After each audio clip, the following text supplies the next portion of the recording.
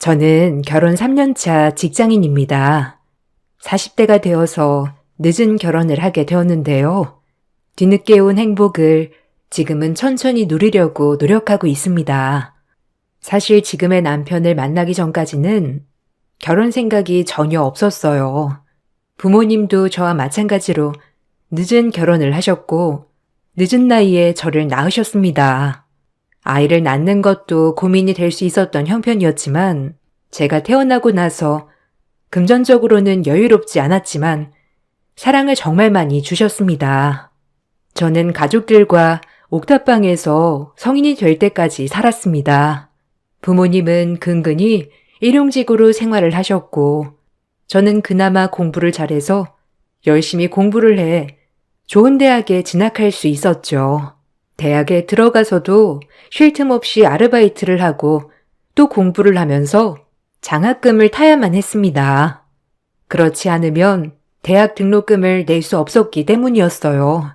그렇게 치열하게 학교를 다니고 난 후에 저는 바로 취업을 준비했고 대기업에 취업을 하게 되었습니다. 취업 후에도 생계 때문에 쉴 틈 없이 일을 했고 어느 순간 번아웃이 왔는지 심한 우울증을 겪게 되었습니다. 늘 저를 따라다니던 우울증은 30대가 되어서 부모님이 돌아가시고 난 후에 더욱 심해졌죠. 회사도 그만두고 사람들도 만나지 않고 오로지 집에서 가만히 숨만 쉬고 있었던 시기가 있었어요. 그때 어릴 적부터 친하던 친구가 더 이상은 안 되겠다며 억지로 끌고 갔던 곳이 바로 다도 동호회였습니다. 그곳에서 저는 지금의 남편을 만나게 되었어요. 안녕하세요. 저번에 친구분이랑 오셨죠? 그때 본 것 같은데 오늘은 친구분이 안 오셨나 봐요. 아, 네. 그때 그냥 친구는 저 끌고 온 거라서 앞으로는 안 올 거예요. 아, 그렇구나. 잘 됐네요. 혹시 점심 같이 하실 분 없으시면 저랑 점심 드실래요? 아니요.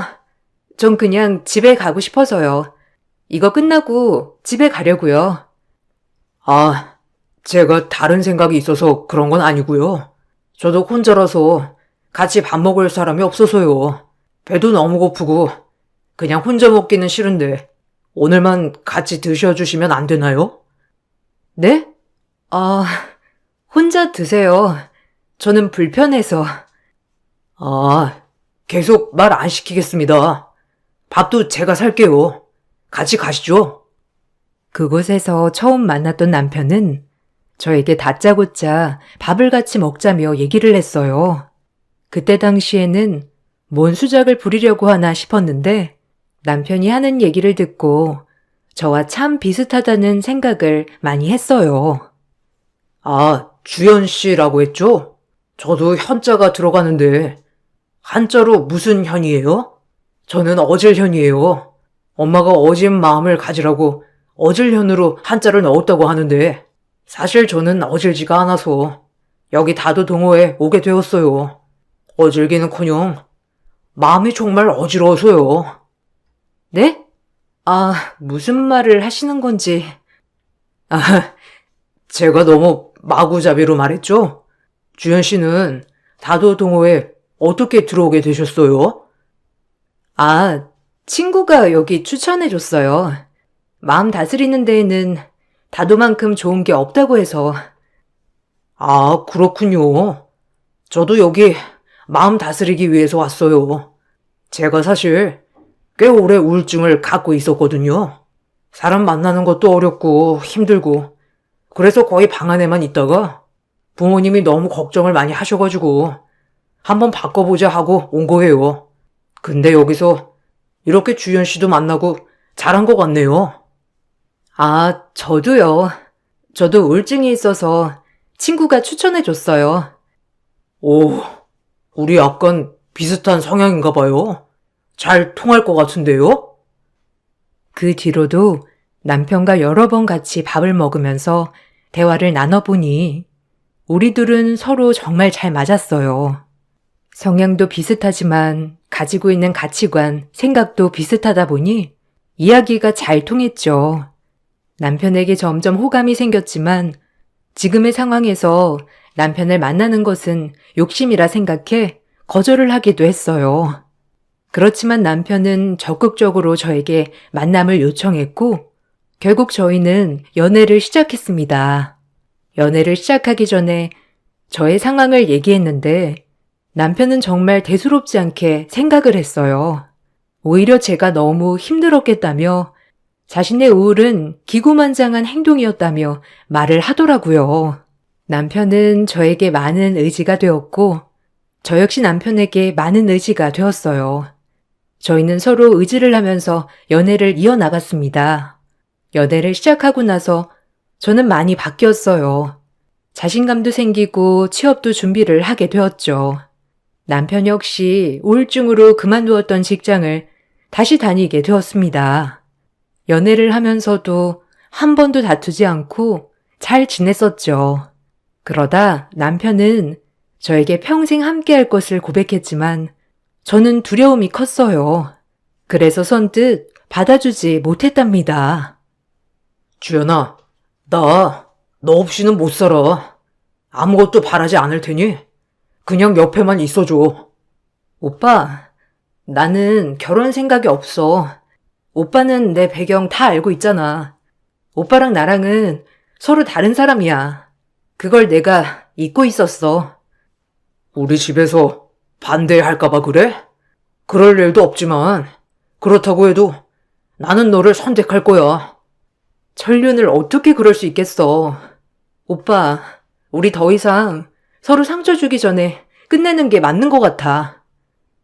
저는 남편과의 만남을 지속하는 것이 욕심이라 생각을 했고 헤어짐을 고했었어요.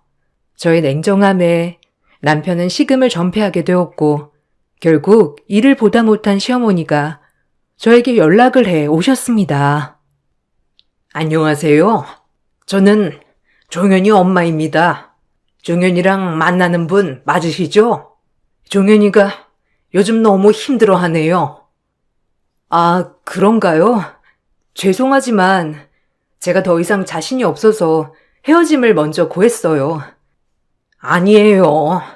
죄송할 거 없어요. 혹시 결혼을 반대할까봐 그런 거라면 전혀 그런 걱정 하지 않아도 돼요. 아, 혹시 종현 씨한테 아직 못 들으셔서 그러시겠지만 저는 부모님이 안 계시고 경제적으로도 넉넉하지 않은 상황입니다. 다 알고 있어요. 종현이가 꼭 결혼을 해야겠다며 우리에게 모든 것을 다 얘기해줬어요. 우리는 다 상관이 없습니다. 다만 우리 종현이랑 헤어지지만 말아줘요. 종현이 그동안 너무 힘들고 외로웠어요. 우리가 아무리 노력을 해도 종현이의 마음을 치료해 줄 수 없었는데 주현 씨 만나면서 바뀌었어요. 이것만으로도 우리는 결혼을 허락할 수 있어요. 다시 생각해주면 안 되겠나요? 시어머님은 저에게 다시 한번 남편을 만날 것을 간곡하게 요청을 했습니다. 처음에는 저도 고민을 정말 많이 했지만 사실 상황 때문에 헤어지려고 했던 것이라 식음을 전폐하고 있다는 남편을 무시할 수는 없었죠. 다시 만난 남편은 그새 살이 10kg나 빠졌고 저는 그 모습을 보면서 내가 정말 잘못 생각했구나 알게 되었어요. 사실 제가 헤어짐을 고하게 된 이유는 있었습니다. 바로 남편의 배경 때문이었죠. 남편의 집안은 대대로 잘 사는 집안이었어요. 남편도 태어나면서 지금까지 부족함 없이 여유롭게 살았고 한 번도 금전적인 고민을 한 적이 없었다고 했어요. 금전적으로는 부족하지 않았지만 남편은 살면서 외롭고 힘들 때가 많았다고 했어요. 나는 어릴 적부터 오손도손 모여있는 가족들이 너무 부러웠어. 엄마 아빠는 정말 바쁘셨거든. 매번 학교에서 돌아오면 맞이해주는 사람은 이모님이셨어. 밥도 이모님이 다 챙겨주셨는데 정작 나는 잠이 들 때까지도 엄마 아빠를 못 보고 잤던 날이 많았지. 그렇게 크다 보니까 성인이 되어서는 외로움이 커지더라고. 그렇구나. 오빠도 크면서 힘들었겠다. 엄마 아빠도 일을 하셨기 때문에 어쩔 수 없는 일이었겠다 생각은 들지만 어릴 적 그 외로움이 지워지지 않았던 것 같아. 그게 다 풀리지 않으니 우울증이 생겼었나 봐. 그래도 주연이 만나고는 이게 싹 없어지니까 정말 신기해. 남편의 풀리지 않았던 외로움은 시간이 갈수록 더 심해져서 회사를 그만두어야 하는 상황까지 발생했다고 해요. 부모님도 계속 남편의 곁에 있었지만 남편은 점점 더 깊숙이 숨어버렸고 더 심각해져 버렸던 것이죠. 그러다가 다도동호회에 한번 참석을 하게 되었는데 그때 저를 보고서는 웬일인지 딱 눈에 들어왔다고 하더라고요. 꼭 한번 밥을 먹으면서 대화를 해보고 싶다 생각을 했는데 역시나 대화를 나눠보니 자신과 비슷하다는 걸 알고서는 마음이 더 가게 되었다고 했어요. 이 모든 얘기를 시부모님에게 하니 시부모님 역시 어떤 사람인지 궁금해 했었던 것이죠. 종현이가 원래 말이 많은 편은 아니었는데 주연이 너 만나고서는 정말 말도 많이 하고 활발해졌어. 다른 이야기는 그대로지만 네 얘기할 때는 뭔가 다른 사람이 된 것 같아. 다 주연이 덕분이야. 저도 종현 씨 만나고서는 많이 밝아졌어요. 종현 씨 아니었으면 지금의 저도 없었을 것 같아요. 저도 감사해요, 어머님. 다른 거 다 걱정할 필요 없다. 나는 우리 종현이 이렇게 밝아진 것만으로도 충분해. 그러니 아무런 걱정하지 말고 결혼 준비해라. 처음에는 잘 사는 집안이라는 편견에 휩싸여 저는 결혼을 거부했지만 시부모님은 정말 좋으신 분이셨어요. 무엇보다 자식을 사랑하고 아끼는 분이셨고 저에게도 편견 없이 저라는 사람 자체를 바라봐 주셨습니다. 저는 이런 시부모님께 정말 많은 감사함을 느끼고 있어요. 시부모님은 한 번의 반대 없이 결혼을 허락해 주셨고 결혼식을 올리기 전 가족들이 모두 모여 식사하는 자리를 마련해 주셨어요. 남편에게는 남동생이 있는데 결혼을 한 지 5년이 되었다고 했어요. 남편도 결혼에 뜻이 없어서 늦게 결혼을 하게 된 거라 동생이 먼저 했을 수도 있겠다 생각은 했죠. 그런데 첫 식사 자리에서 저는 정말 깜짝 놀랐습니다.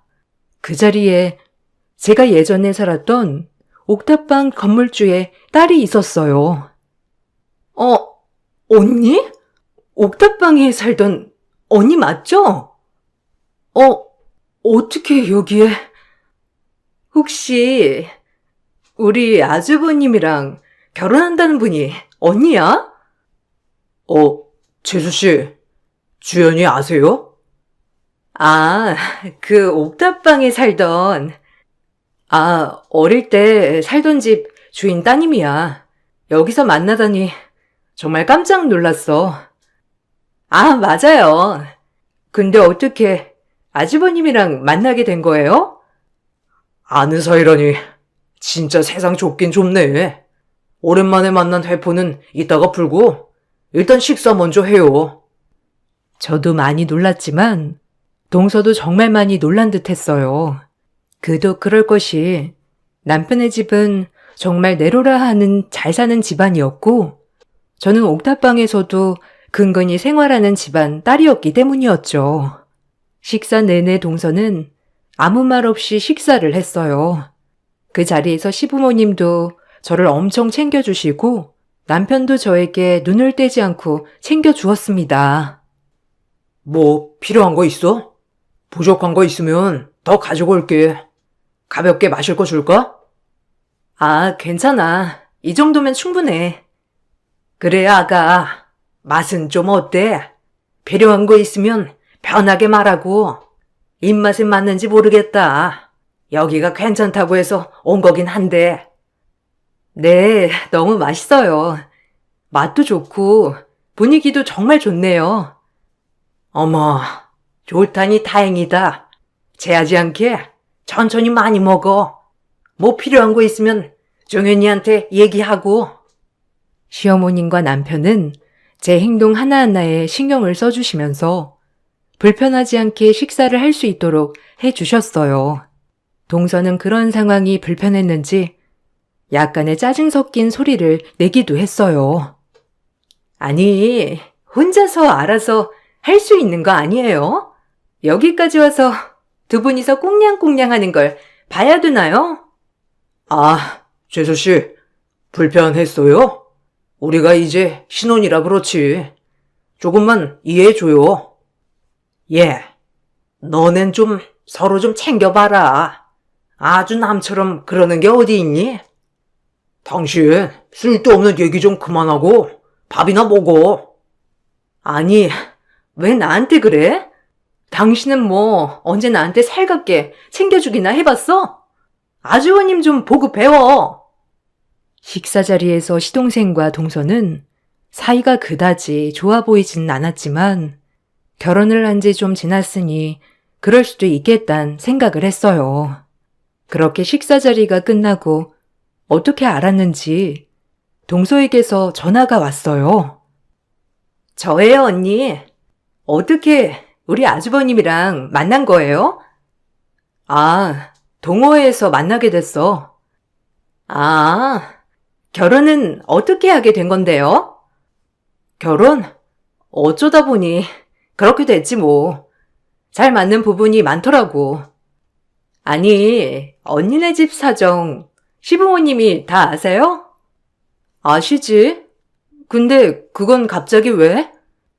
아니, 언니네 집 말고서도 시부모님이 허락을 해 주셨다고요? 다 얘기를 안 한 건 아니고요? 아니, 갑자기 전화해서 뭘 얘기하고 싶은 거야? 그렇잖아요.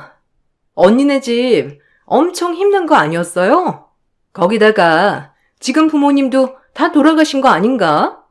그렇다고 해서 결혼식에 참석할 친척들이 있는 것도 아닐 테고 예단이나 이런 건 어떻게 하는데?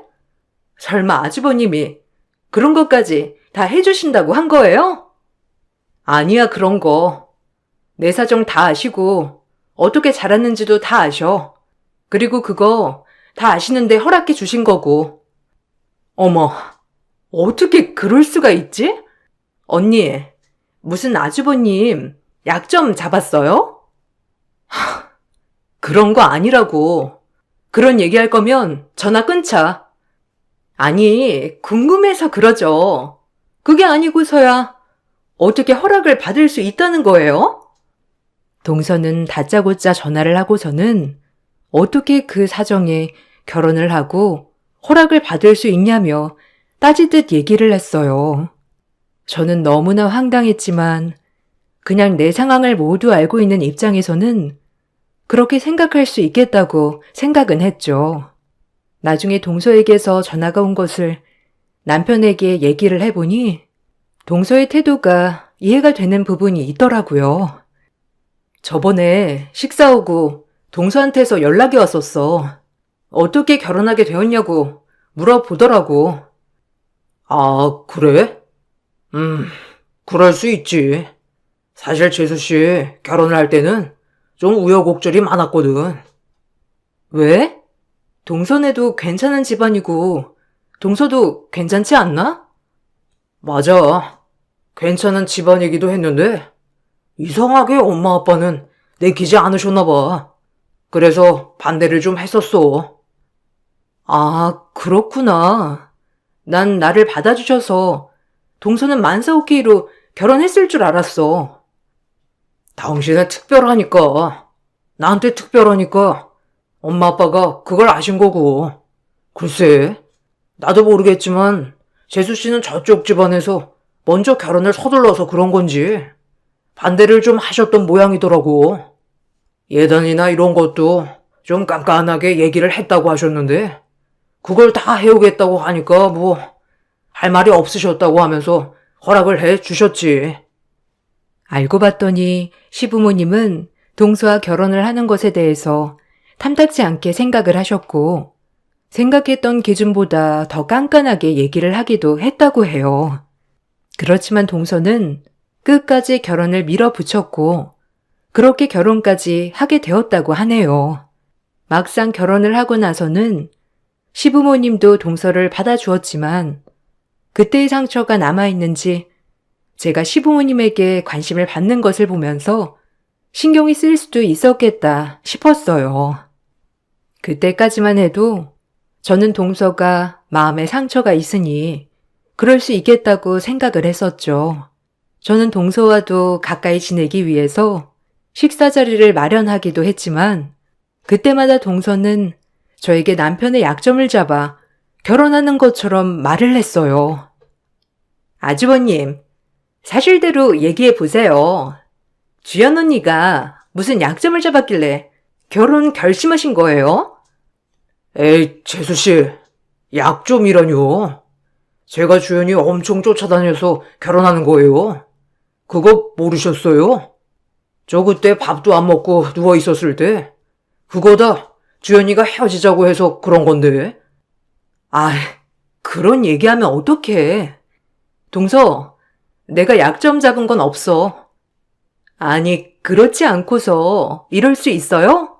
분명 뭔가 잡힌 것 같은데. 주연 언니가 예전부터 보기보다 독해가지고 그런 거 잘 잡거든요. 재수씨, 그런 거 아니라니까. 거기다가 주연 언니가 아니고 형님이라고 해야 하는 거 아닌가? 네? 아, 아주버님, 저는 그냥 아는 사이라서. 아무리 아는 사이여도 약간 불편하네요. 남편은 동서의 이런 태도를 불편하게 생각을 했어요. 제가 불쾌함을 표현하기도 전에 남편이 먼저 불편하다고 표현을 해주니 마음속으로 고마움이 있었죠. 동서는 매번 식사 자리 때마다 저에 대해서 비꼬고 폄하하기 시작했어요. 옥탑방에 살았을 때 얘기를 하면서 저의 배경에 대해서 동의 없이 말을 하기도 했죠. 아주버님, 그거 아세요? 형님, 저희 집 옥탑방에 살 때요. 그때 비가 엄청 내리고 있는 날이었는데 그때 우산 살 돈도 없어가지고 나한테 우산 하나만 빌려달라고도 하고 지금 생각하면 정말 추억이야. 그렇죠, 형님? 아, 그러네. 그때 그런 일도 있었네. 그건 말고도 많죠. 옥탑방 월세도 모자라가지고 온 적도 있었잖아요. 재수씨, 이제 그만 얘기해도 되겠어요. 딴 얘기도 많은데 굳이 왜? 왜요? 이거 다 추억이고 옛날 일인데요? 저랑 형님이 같이 가지고 있던 추억인데 얘기할 수 있죠 뭐. 동서는 마치 눈치가 없는 것처럼 저의 어릴 적 얘기부터 시작해서 모든 저의 과거들을 쏟아내기 시작했답니다. 저는 민망했지만 어떤 말을 해야 할지 고민이 되었어요. 고민을 하던 저 대신에 화를 내준 건 남편이었답니다. 동서에게 다시는 그런 얘기 하지 말라며 말을 하고는 제 손을 이끌고 나와 미안하다고 말을 했죠. 주연아, 미안해. 혹시 마음에 상처를 입었을까봐 걱정되네. 오빠, 괜찮아. 그냥 그럴 수 있지 뭐. 상처 안 입었으니까 괜찮아. 그래도 재수씨가 정말 심하네. 그치? 눈치가 없는 건가? 일부러 저러는 거 아니야? 그러게. 다음에 언제 한번 내가 얘기를 해봐야 할 것 같아. 기분이 나쁘기도 했지만 솔직히 없던 일을 말하는 것도 아니라 어떻게 대처를 해야 할지 고민이 되었어요. 단순히 자신이 결혼할 때 하는 다른 시부모님의 태도에 조금은 의가 상했을 수도 있겠다 생각이 들어서 그냥 넘어가기도 했었죠. 그렇지만 그 이후에도 동서는 종종 저를 무시하는 행동을 보여왔습니다. 특히나 남편이 없는 자리에서는 더더군다나 심한 행동을 하기도 했어요. 우연히 카페에 들어가서 동서와 동서의 지인들을 만났을 때에도 저는 기분 나쁜 행동을 봐야 했습니다. 어머, 형님, 어떻게 이 동네까지 오셨어요? 동서, 여기 있었어? 나 이 근처에서 근무하잖아. 아, 그러시구나. 어디 근무하세요? 하긴, 형님 어릴 적부터 공부는 정말 잘하셨잖아요. 인사해. 여기 우리 형님이셔. 어머, 안녕하세요. 얘기 많이 들었어요. 이번에 결혼하신 분이시라고. 아, 네, 안녕하세요. 형님이 나랑 같은 학교 선배님이시거든. 거기다가 그때 우리 집 옥탑방에 사셔가지고 내가 잘 알지. 그때 진짜 넉넉하지 않은 살림에도 형님이 정말 공부를 잘하셔가지고 다들 아까워하셨거든. 그렇죠, 형님? 아, 그렇지 뭐. 근데 뭐 그런 것까지 말을 해? 동서 매번 그러니까 내가 기분이 상하네. 그럼 좋은 시간 보내. 에이, 형님. 옛날 일인데 그렇게 얼굴 굳으실 필요는 없잖아요. 형님 그때 공부를 잘하셔서 망정이지. 공부 못하셨으면 저희 아주버님 못 만나셨을 거예요. 이렇게 결혼해서 팔자도 삐고 예전에는 정말 가난했지만 지금이라도 이렇게 아주버님 덕에 탄탄대로이니 얼마나 좋아요. 그럼 나는 그래도 공부라도 잘해서 인물 좋고 성품 좋은 남편 만나 아주 행복하지. 근데 동서는 서방님이랑 사이가 별로 안 좋나 봐. 서방님이 한 번을 살갑게 대해주는 걸 못 봐서 안타깝더라고. 네? 뭐라고요? 아니, 우리 부부 얘기가 여기서 왜 나와요? 제가 무슨 욕을 한 것도 아니고 사실을 얘기한 건데 기분 나쁘셨어요? 기분 나쁘셨나 보다. 동서, 유쾌한 얘기는 아니지 않나? 자리 좀 봐가면서 말을 해. 그렇죠? 형님도 그렇게 생각하시죠? 그러니까 어머님, 아버님 어떻게 구워 삶으신 거예요? 그거나 좀 알려줘봐요.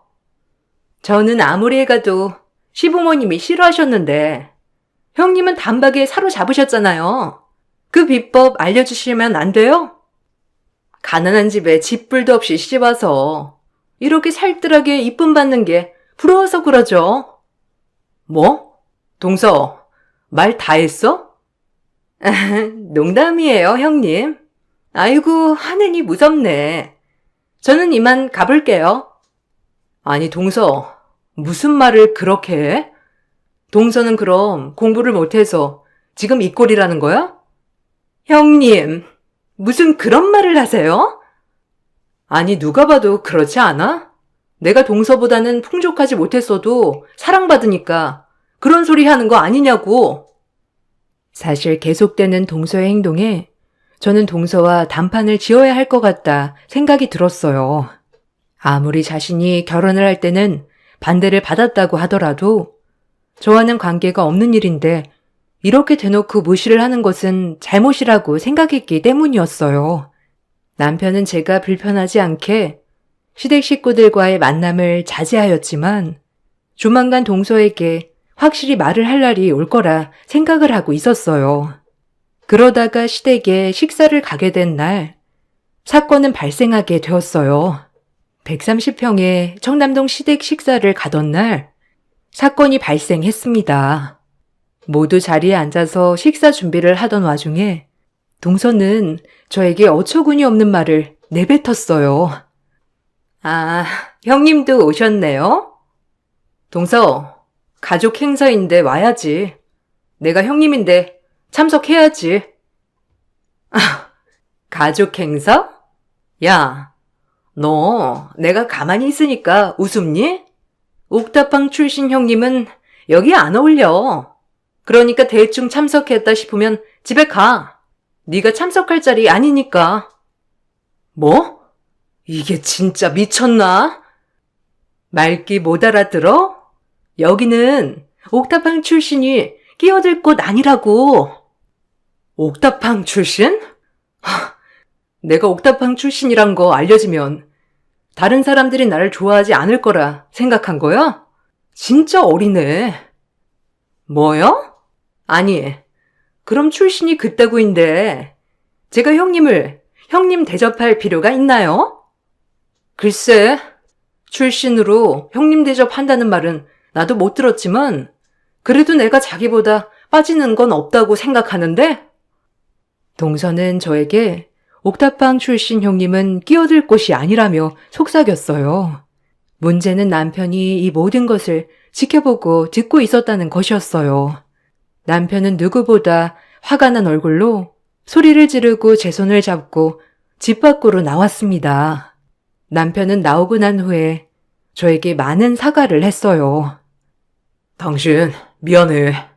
내가 저 꼴을 안 보여주겠다고 약속했는데. 오빠, 괜찮아. 별로 신경 쓰지 않았어. 아니야. 내가 정말 너무 화가 난다. 내가 다 처리할 테니까 당신은 너무 신경 쓰지 마. 남편은 그날 이후 복수를 시작했습니다. 사실 남편이 한 복수는 저도 예상하지 못한 일이었어요. 바로 남편 명의로 된 건물에 거주하고 있는 동서 식구들을 모두 내쫓는 것이었어요. 어느 날 갑자기 제 전화가 계속해서 울려 받아보니 동서더라고요.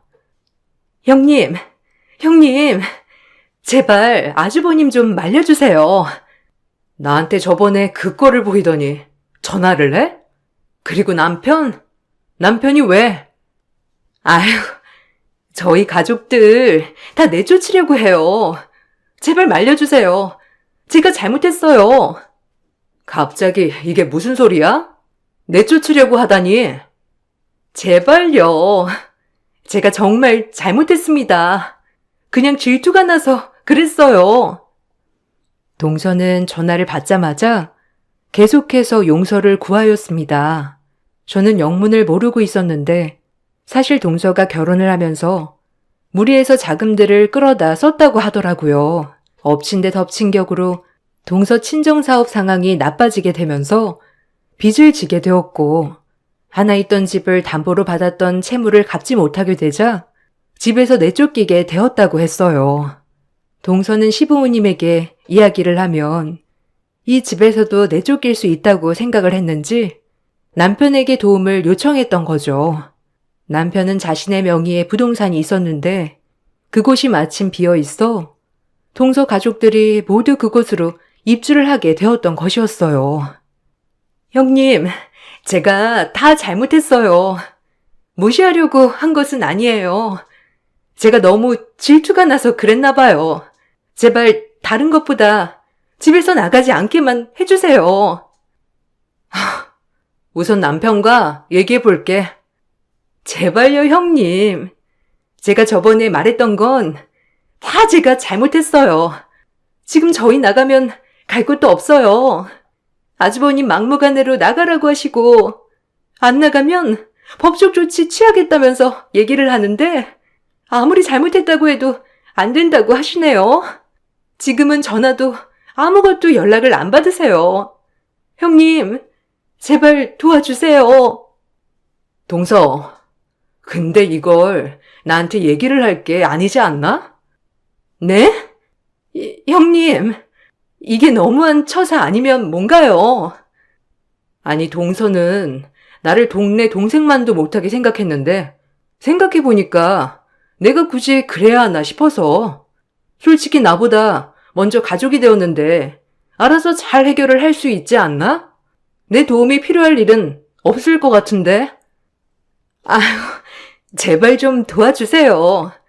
저 혼자서는 너무 버거워서 그래요. 남편은 그날 이후 정말 분노를 참을 수 없었다고 얘기를 했어요. 자신의 생명과도 마찬가지인 저를 그렇게나 무시를 하다니 더더욱 참을 수 없었다고 했는데요.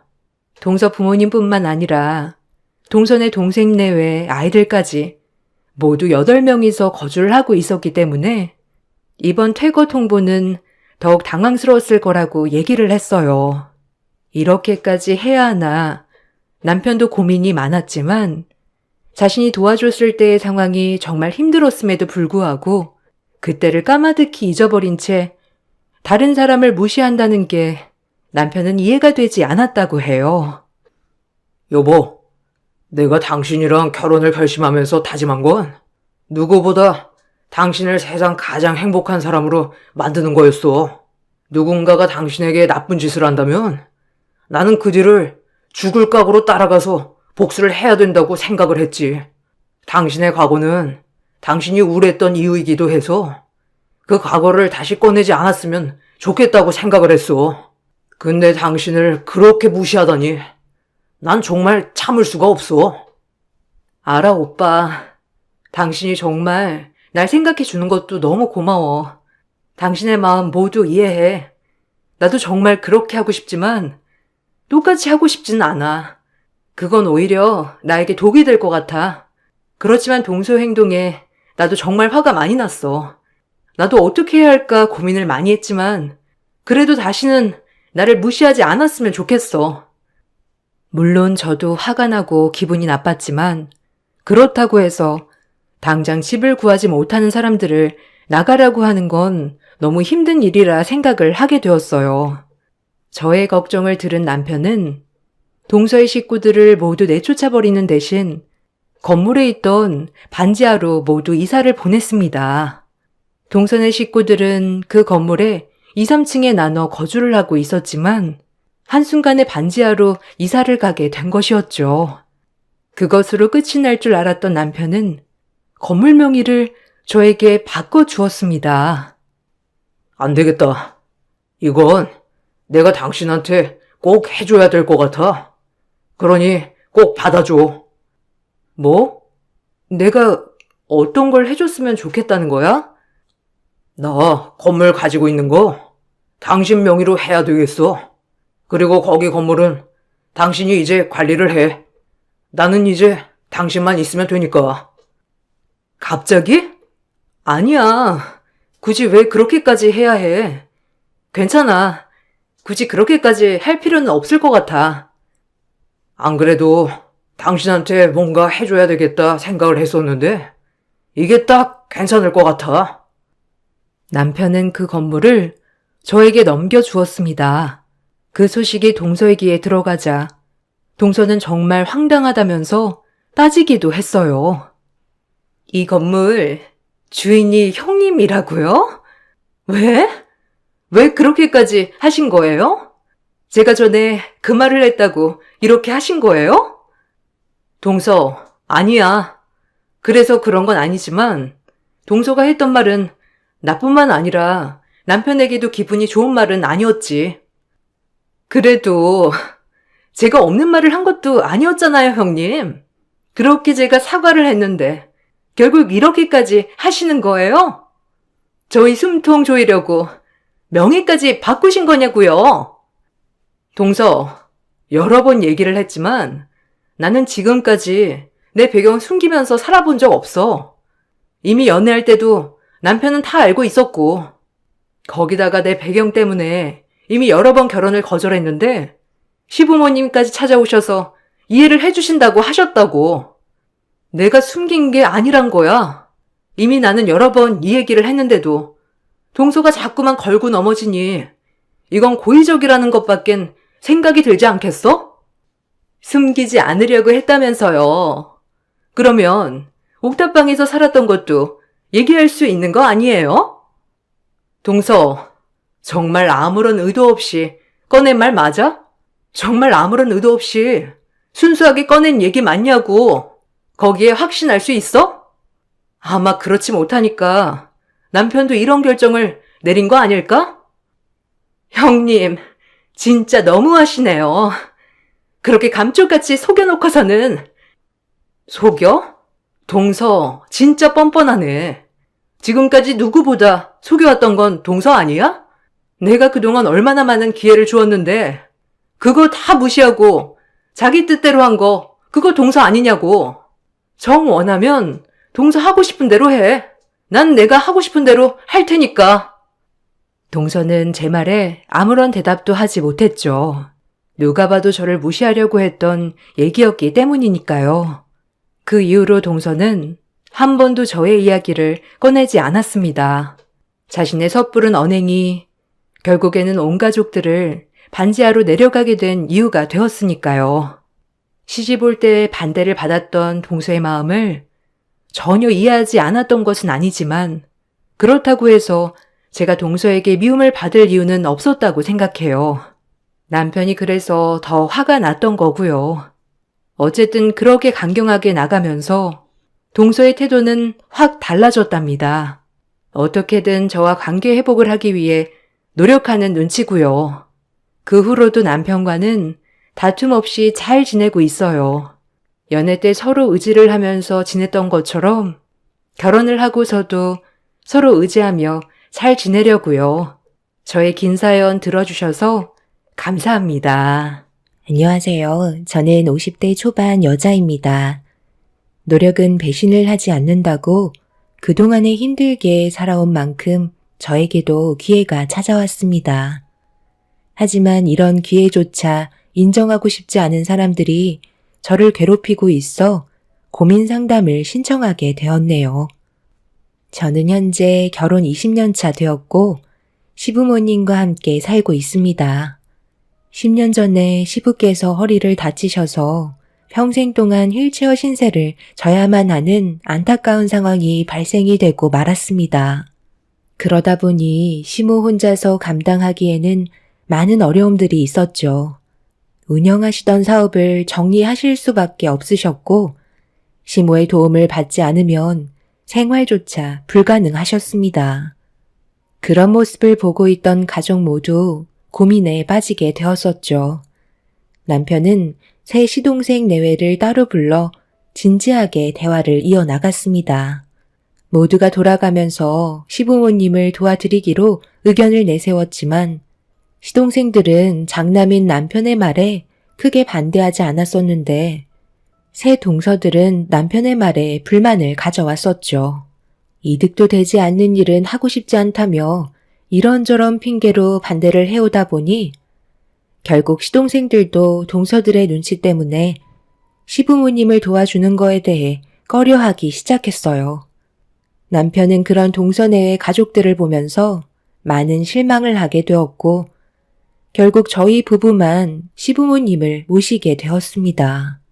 처음에는 시댁을 왕래하면서 도와드렸었는데 아무래도 장시간 되다 보니 제일 큰 문제는 체력적인 부분이었어요. 그래서 고민 끝에 시부모님과 함께 사는 걸로 결정을 보게 되었네요. 저희가 시댁으로 들어가겠다는 말에 시부모님께서는 당연히 미안해 하셨죠. 하지만 가족이란 힘들 때 서로 도와주는 거라고 위기가 찾아왔을 때 피하지 말고 직접 부딪혀가면서 해결해 나가야 한다고 생각했었습니다. 남편과 저와의 의견이 일치했었기 때문에 가능한 일이었고 시부모님께서는 이런 저희 결정에 대해 항상 고마워해 주셨어요. 당연히 마냥 좋을 수는 없었어요.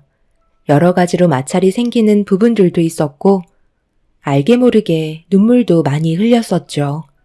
하지만 그럴 때일수록 더욱더 많은 대화로 서로를 이해했고 세월이 흐른 만큼 시부모님과 좋은 관계를 유지할 수 있었습니다. 남편도 이런 저에게 항상 고마워했어요. 그렇게 한 지붕 아래 모두가 함께 모여 살아온 지 10년의 세월이 지나가면서 많은 변화가 저희 가족에게 찾아왔네요. 어느 날 오래간만에 가족 모두가 모여 식사를 마치고 동서들과 함께 정리를 하고 있는데 둘째 동서의 한마디가 제 심기를 건드렸습니다. 저는 시댁에서 생활을 해야 되기 때문에 따로 개인적인 시간을 낼 수가 없어서 동서들과 약속을 잡기가 힘든 상황인데요.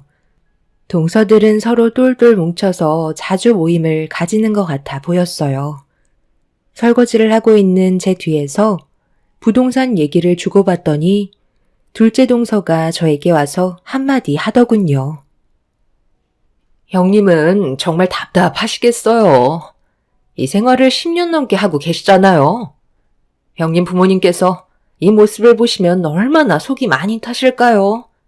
거기에다가 맨날 집안일만 해야 되니 사이가 어떻게 돌아가고 있는지도 모르고 큰 아주버님만 돈을 벌고 있는 상황이니 재산이 모일 일도 없겠네요. 요즘 집값 상승으로 저희들이 투자한 강남에 있는 아파트들은 벌써 몇십억씩이나 올랐는데 형님은 10년 동안 뭐 하셨어요? 세상은 빠르게 변화되고 있어요. 집안에만 박혀 있다간 나중에 정말 큰일 난다고요. 이렇게 생활한다고 해서 아버님, 어머님께서 알아주실 것 같아요? 말로만 고맙다고 하지. 지금까지 형님한테 직접적으로 뭘 해주신 적은 단 한 번도 없잖아요? 저희가 그동안 말을 안 해서 그렇지. 솔직히 형님 미련하신 거예요? 아님 지능이 좀 떨어지시는 거예요? 도와드리는 것도 어느 정도죠. 거기가 지금은 당연한 권리로 바뀐 것 같은데요. 10길 물속은 알아도 한 길 사람 속은 모른다고 했어요. 제가 봤을 때 형님은 그냥 이용 수단밖에 안 돼요. 이렇게 희생하면서 살다가 나중엔 수틀리면 형님의 소중한 시간만 희생했을 뿐 남아있는 건 아무것도 없게 되는 거라고요. 그래서 무슨 말이 하고 싶은 건데? 나보고 지금 이혼이라도 하라는 말이야? 쓸데없는 말 할 거면 서둘러 주방 정리나 좀 하지. 저도 둘째 형님이랑 같은 생각인데요. 너무 미련한 짓을 하고 계신 것 같아요. 지금 시부모님 집에서 수발들며 지낸 세월이 10년인데 그동안 돈은 좀 만져보셨어요? 월급조차 받지 못하셨잖아요? 이 말이 무슨 뜻이겠어요? 형님은 그냥 평생 무료 봉사만 하시는 거라고요. 저희가 오죽했으면 이런 말까지 꺼내겠어요?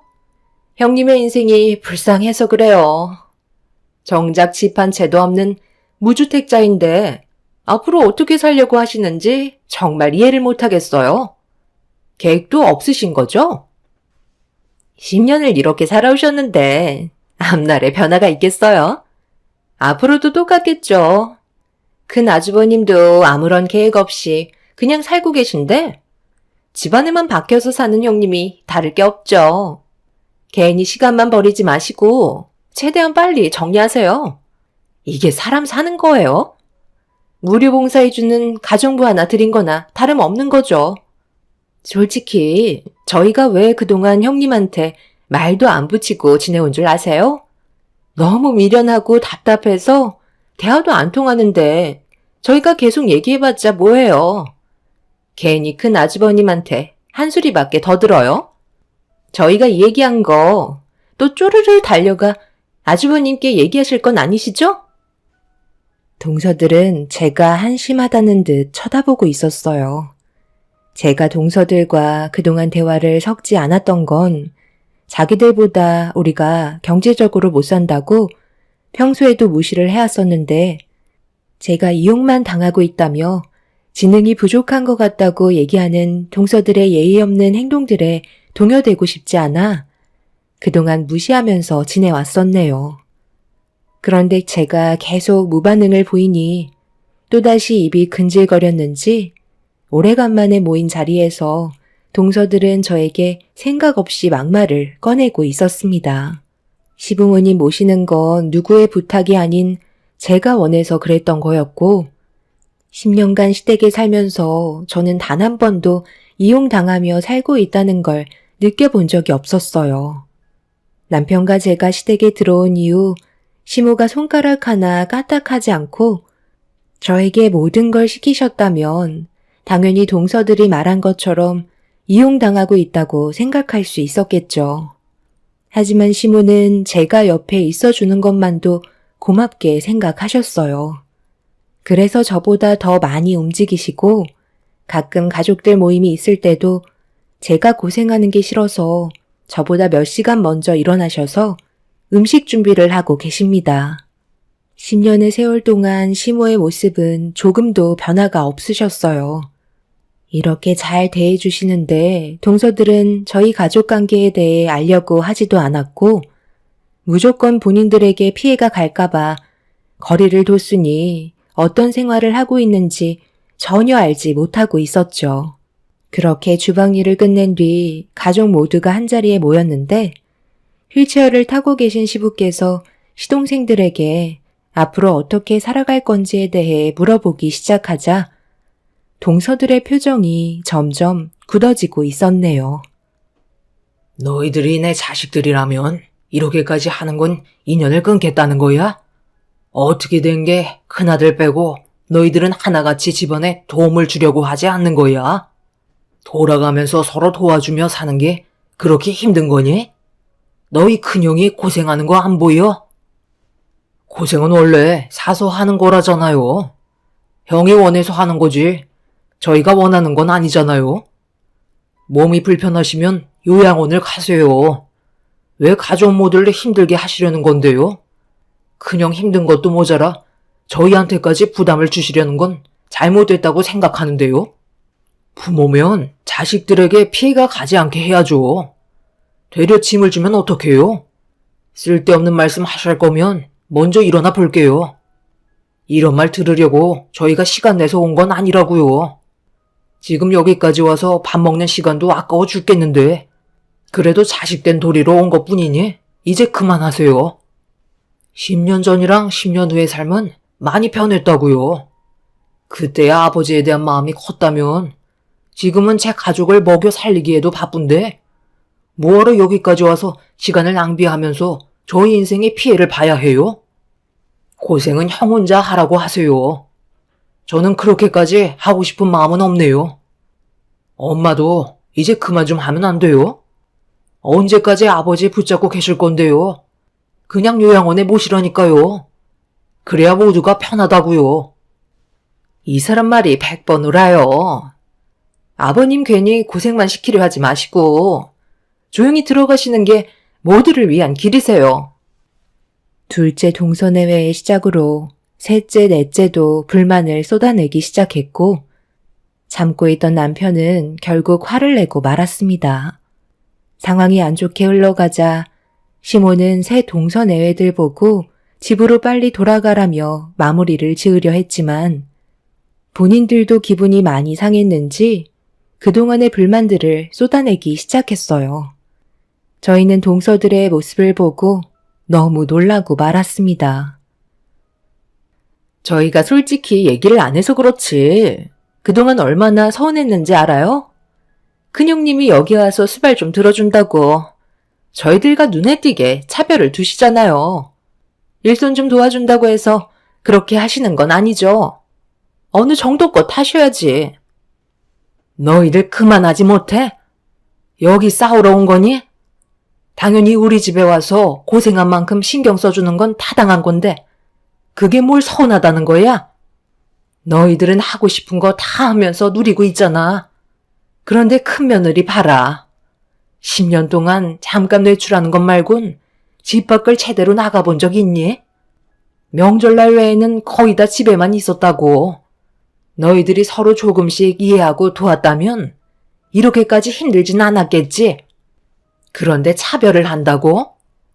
너희들이 큰 며느리를 먼저 따돌리고 무시하면서 살아왔던 것들은 전혀 생각하지 않니? 안 보고 있는 것 같아도 뒤에서 전부 다 살피고 있었다. 적어도 우리 집안의 큰 며느리면 너희들이 그런 식으로 행동하면 안 되지. 차별받지 않고 대우받고 싶으면 생각부터 뜯어 고쳐라.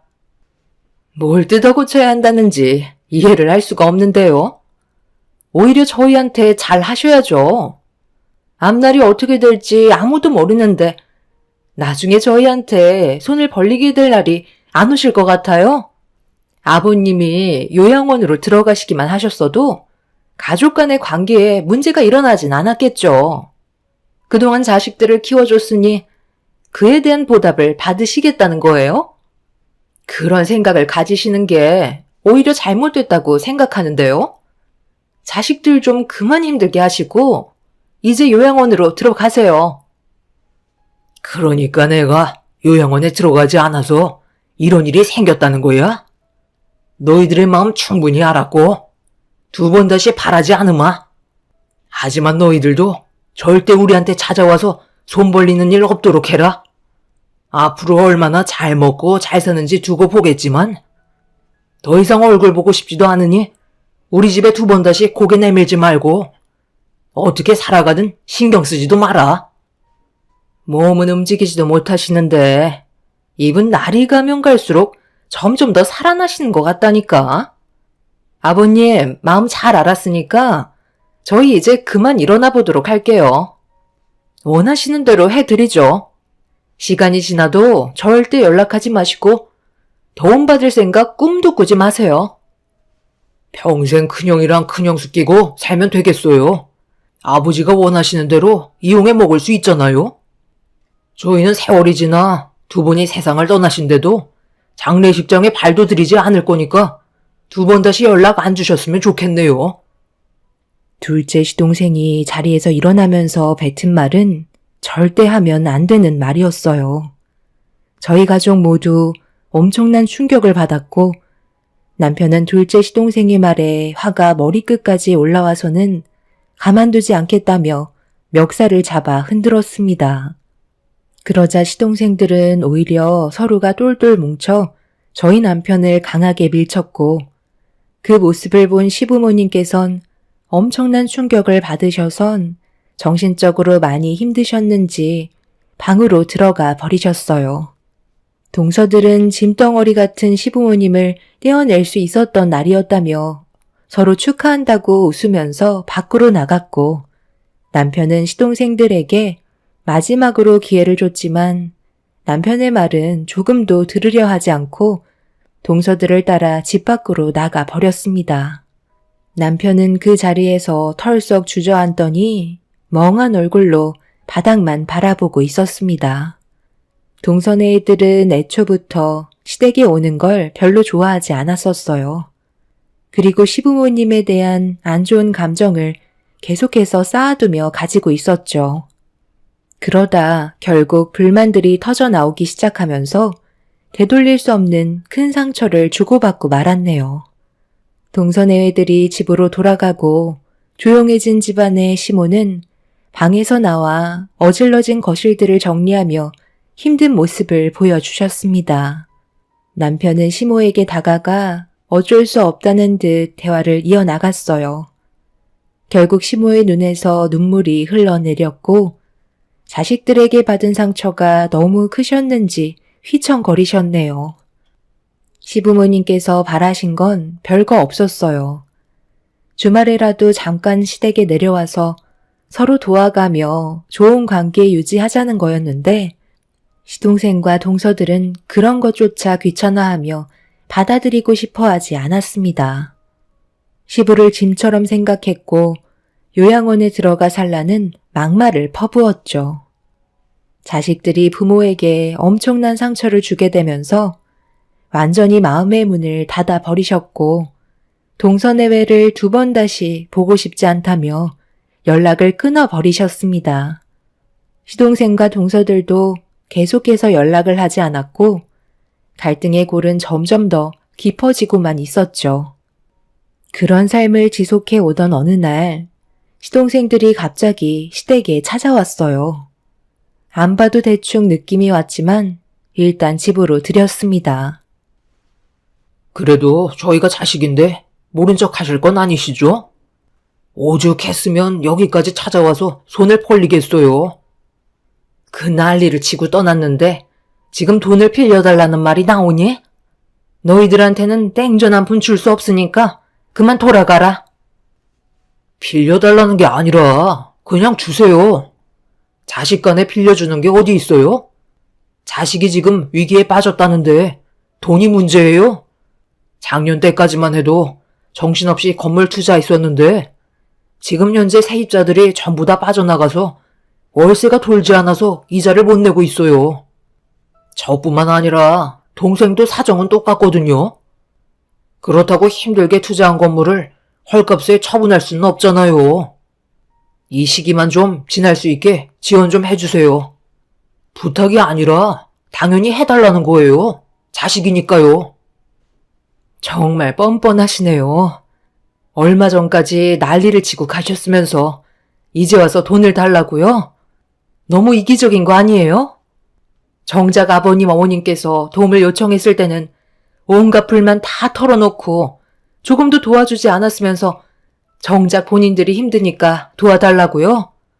저 같아도 안 도와줄 것 같은데요? 아버님, 절대 도와주지 마세요.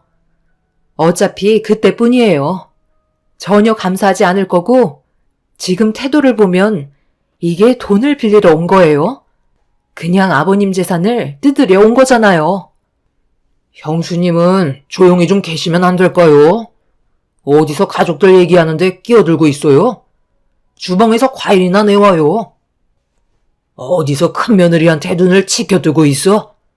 너희들이 나한테 돈을 맡겨놨냐? 뭐가 이쁘다고 내 지갑을 열어야 하는 건데? 너희들이 가지고 있는 재산은 건들기 싫으니까 이자를 내 돈으로 납부하겠다는 거야? 눈앞에 보이는 욕심만 보고 달려들었다가 그 꼴이 된 걸 왜 내가 뒤처리해야 되는 건데? 너희들이 알아서 하고 이런 일로 2번 다시 찾아오지 마라. 길거리에 나 앉아도 절대 도와줄 생각 없다. 뭘 잘못했는지 모르는 너희들을 이번 기회에 버릇을 단단히 뜯어 고칠 생각이다. 시부도 시동생들의 태도에 화가 잔뜩 올라왔는지 절대 도와줄 생각을 가지고 계시지 않았어요. 시동생들은 시부의 태도에 화가 났는지 당장 돈을 내놓으라며 화를 냈고 남편은 그 모습을 보곤 더 이상 참지 않고 시동생들을 전부 다 집 밖으로 내쫓아 버렸습니다. 시동생들만 시댁에 와서 안 되자 동서들까지 집에 찾아와서 돈 타령을 시작했고 시모는 그 모습을 보고 소금을 한 바가지 퍼서 동서들의 얼굴에 뿌려 버렸네요.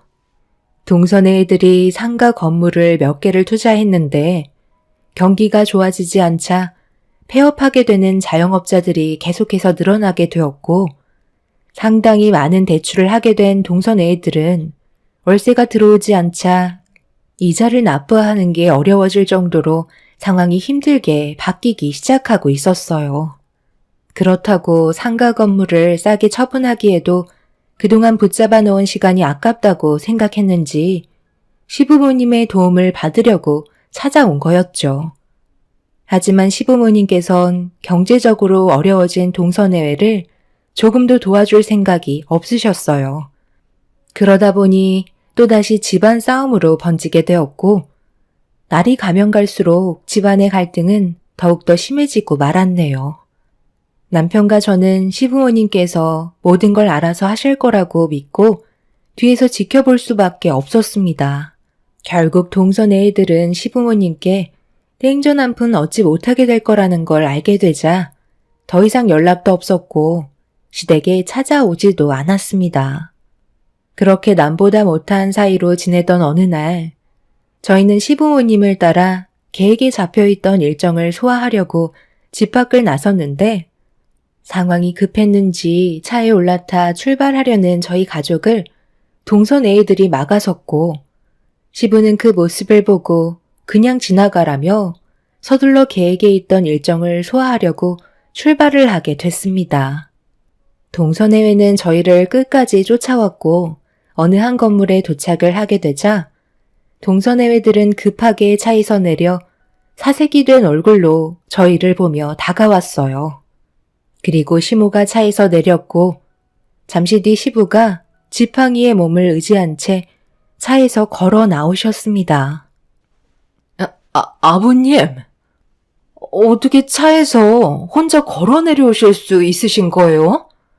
분명 사고로 허리를 다치셔서 휠체어에 몸을 의지하지 않으면 움직이지 못하시잖아요. 언제부터였어요? 왜 저희한테는 한마디 말도 안 하신 건데요? 그리고 여기는 왜 오신 거죠? 병원 개원식이 아버님이랑 연관되어 있는 거예요?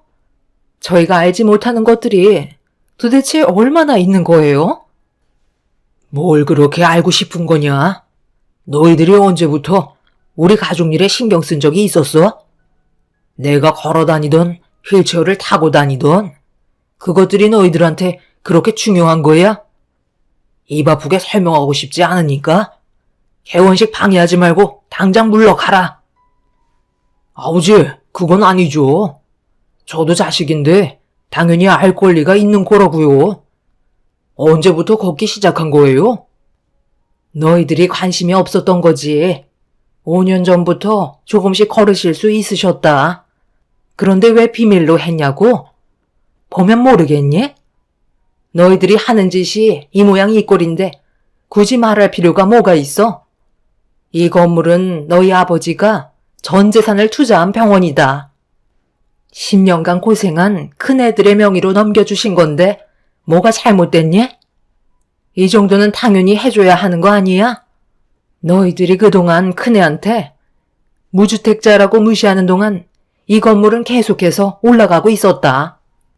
우리는 몇 번이나 너희들에게 기회를 주려 했지만 그걸 전부 다 걷어차놓고 이제 와서 뭘 어쩌게? 이왕 온 거 개원식 떡이나 한 봉지씩 가지고 돌아가라. 이런 걸 진작에 말씀하지 않으셨으니까 저희가 그런 태도를 보인 거죠. 이 병원을 아주버님과 형님 소유로 가질 수는 없는 거라고요. 이 사람도 자식이니까 당연히 재산에 관여할 문제는 있는 거예요. 절대 아버님이 원하시는 대로 하실 순 없어요. 동서, 아직도 상황 파악이 안 돼? 지금 뭐가 잘못됐는지 전혀 모르겠어? 왜 동서들이 그동안 시부모님께 상처 줬던 행동들에 대해 용서를 구하지 않는 거야? 내가 얘기했잖아. 잘못은 인정하고 시부모님 말에 귀를 기울이라고 몇 번이나 얘기했는데 본인들이 잘났다고 그동안 무시했으면서 이제 와서 눈앞에 돈이 보이니까 너무 분하고 억울해? 동선의 애들은 개원식에 참석하기 위해 지팡이에 의지한 채 혼자서 걸으시는 시부를 보며 일제히 벌벌 떨고 있었어요. 엄청난 충격으로 다가왔는지 더 이상 아무 말도 하지 못하고 그 자리에 굳어 있었습니다. 본인들이 시부모님께 했던 상처되는 말들은 전부 주워 담을 수 없다는 걸 그제서야 알게 되었는지 땅을 치며 후회하고 있었네요. 시부모님은 사고로 허리를 다치시면서 평생을 휠체어에 의지해야 된다고 의사의 진단이 있었는데 어느 순간부터 조금씩 몸의 신경이 기적처럼 살아나기 시작했고 그때부터 제 아래 집중을 하게 되었어요. 하지만 시부는 동선애에게 이 사실을 숨겨달라며 진짜 모습을 보고 싶었던 거였죠. 그래서 몇 번이고 기회를 줬던 건데 동서들은 전부 다 걷어차면서 장례식장에는 발도 들이지 않겠다는 충격적인 말들까지 서슴없이 뱉었던 겁니다. 시동생들과 동서들의 마음을 충분히 알게 된 시부는 그때부터 자식과의 인연을 완전히 끊어낼 거라 다짐하게 되셨고 모든 재산을 저희 남편에게 넘겨주시기로 하셨죠. 시부가 다치게 되시면서 사업을 정리한 거지 망한 게 아니기 때문에 그동안 시부는 가지고 계신 재산으로 꽤 많은 곳에 투자하고 계셨어요. 그렇게 모은 재산을 병원 건물을 세우는데 더 큰 투자를 하게 되신 거였죠. 여기에서 나오는 수익들은 앞으로 남편의 통장으로 입금이 될 테지만 저희 부부의 삶이 달라지거나 하지는 않을 겁니다. 눈앞에서 시부의 재산을 놓친 동선애이들은 땅을 치며 후회했고 그제서야 용서를 구하기 시작했어요. 하지만 시부는 절대 받아주지 않으셨습니다. 형님, 그동안 저희들이 무시했던 거 용서해 주세요. 한 번만 기회를 주시면 안 될까요? 저희 사정 잘 알고 계시잖아요. 이러다 정말 길바닥에 주저앉게 될지도 모른다고요. 그동안 투자했던 것들 전부 경매로 넘어가기 직전이라고요. 대출빚도 못 갚으면 앞으로 저희들 어떻게 살라고요. 어떤 상황인지 충분히 알았으니까 용서받을 기회를 한 번 정도는 줄 수 있지 않아요? 아버님한테 좋게 얘기해 주세요. 형님 한마디면 모든 상황 정리 될 수 있는 거잖아요. 10년간 아버님 댁에 버티고 계셨던 이유를 미리 알려주셨다면 이렇게까지 나오지도 않았죠. 그냥 휠체어 타고 계신 아버님 수발들 생각하니 너무 끔찍했던 것 뿐이에요. 나라고 아버님 뜻을 알고 있었겠어? 나랑 애들 아빠도 최근에서야 알게 된 거야. 그런데 동서는 그런 마음을 가지고 있는 것 자체가 잘못된 거 아니야? 우리는 한 가족이잖아. 서로 힘들 때 도와줘야 하는데 동서들은 어떻게 했어? 오히려 힘들 때 거리를 두면서 조금도 도와줄 생각을 하지 않았잖아? 그런데 이제 와서 눈앞에 세워진 병원 건물을 보니까 군침이 흐르는 거야? 미안하지만 이번만큼은 나도 어떻게 할 수 없을 것 같네. 개원식 시작해야 되니까 그만 돌아가죠. 동선의 애들은 아무것도 하지 못한 채 발만 구르며 개헌식을 지켜보고 있었습니다. 그런데 시부의 재산을 저희 부부에게만 넘겨줬다는 이유로 시동생들은 이 부분에 대해 법적 소송을 준비하고 있네요. 일이 이렇게 된 거 끝까지 가보겠다고 결심한 것 같습니다. 이미 시부모님의 부양을 적극적으로 도운 남편과 저에게 증여를 한 것이기 때문에 시동생들의 동의는 구할 필요가 없다는 결론을 이미 변호사를 통해 듣게 되었지만 시동생들은 끝까지 물고 늘어지려 하네요. 결국 그 끝은 본인들이 손해라는 걸 아직까지 생각하지 못하고 있는 것 같아요. 잘못을 뉘우치지 않는 그런 모습을 보니 저희도 더 이상 용서해줄 마음이 조금도 없습니다. 가족이란 힘들 때 서로 도와줘야 한다고 생각해요. 하지만 동선의 애들은 그렇게 하지 못했죠. 여러분들 가족분들 중에도 저희와 비슷한 경험을 하신 분들이 계실까요? 앞으로 2번 다시 엮이고 싶지 않고 도움도 주고 싶지 않습니다. 제 사연 들어주신 분들 오늘 하루도 행복하시길 바랍니다. 감사합니다. 안녕하세요. 저는 나이 60을 달리고 있는 여자입니다. 살다 보면 이런 일 저런 일 다 겪으며 인생을 살아가잖아요. 때론 웃고 때론 억울해서 눈물을 흘리고 때론 분노해서 감정을 억누르지 못해 폭발하고 그런 삶이 항상 반복이 되는 것 같아요. 이번에 저에게 다가온 큰 사건이 저를 너무 힘들게 만들었고 희로애락이 한꺼번에 찾아왔어요. 살다 보니 정말 별일도 다 있습니다. 저는 세신사로 30년째 일을 하고 있는데요. 흔히 때밀이로 불리는 직업입니다. 현재 나이가 60이 되면서 일을 그만둬야 할지 많은 고민에 빠져 있는 시점이기도 하죠. 제가 이 일을 선택한 이유는 그저 건강한 체력만 있으면 얼마든지 할 수 있는 직업이었고 어머니 뻘 되시는 어르신의 몸을 깨끗이 닦아드리고 불편한 곳을 정성껏 마사지해드리면 친정 부모님께 못해드린 효도를 하는 마음이고 활동이 부자연스러운 환자들에게는 그들의 손을 대신해서 개운함을 주기도 합니다. 힘든 임산부들에게는 어머니 같은 마음으로 경험을 가르쳐 주기도 하고 가족에게도 털어놓을 수 없는 각기 다른 사연들을 들어주며 같이 아파하고 그 해결 방법을 이야기하며 상담사의 역할도 하고 있죠. 세신사 일을 처음부터 시작하려고 한 건 아니었어요. 30대 후반부터 남편이 막노동 일을 하다가 사고를 당하고 한쪽 팔과 한쪽 다리에 큰 부상을 입게 되면서 집안의 가장은 제가 되어야만 했습니다. 딸아이의 뒷바라지까지 모든 게 제 몫이었어요. 그래서 뭐라도 부딪히려 했었습니다. 그런데 살면서 저에게 삶의 고비란 여기에서 끝나지 않았어요. 남편에게는 또 다른 질병을 가지고 있었고 폐암을 앓고 있었습니다. 처음에는 수술 후유증이나 약물 부작용쯤으로 생각했었어요. 하지만 정밀 검사 결과 폐암 말기 판정을 받게 되었고 5개월 동안 투병하다가 세상을 떠나고 말았어요. 나이도 어린 딸아이를 데리고 일을 하려다 보니 쉬운 게 하나도 없었어요.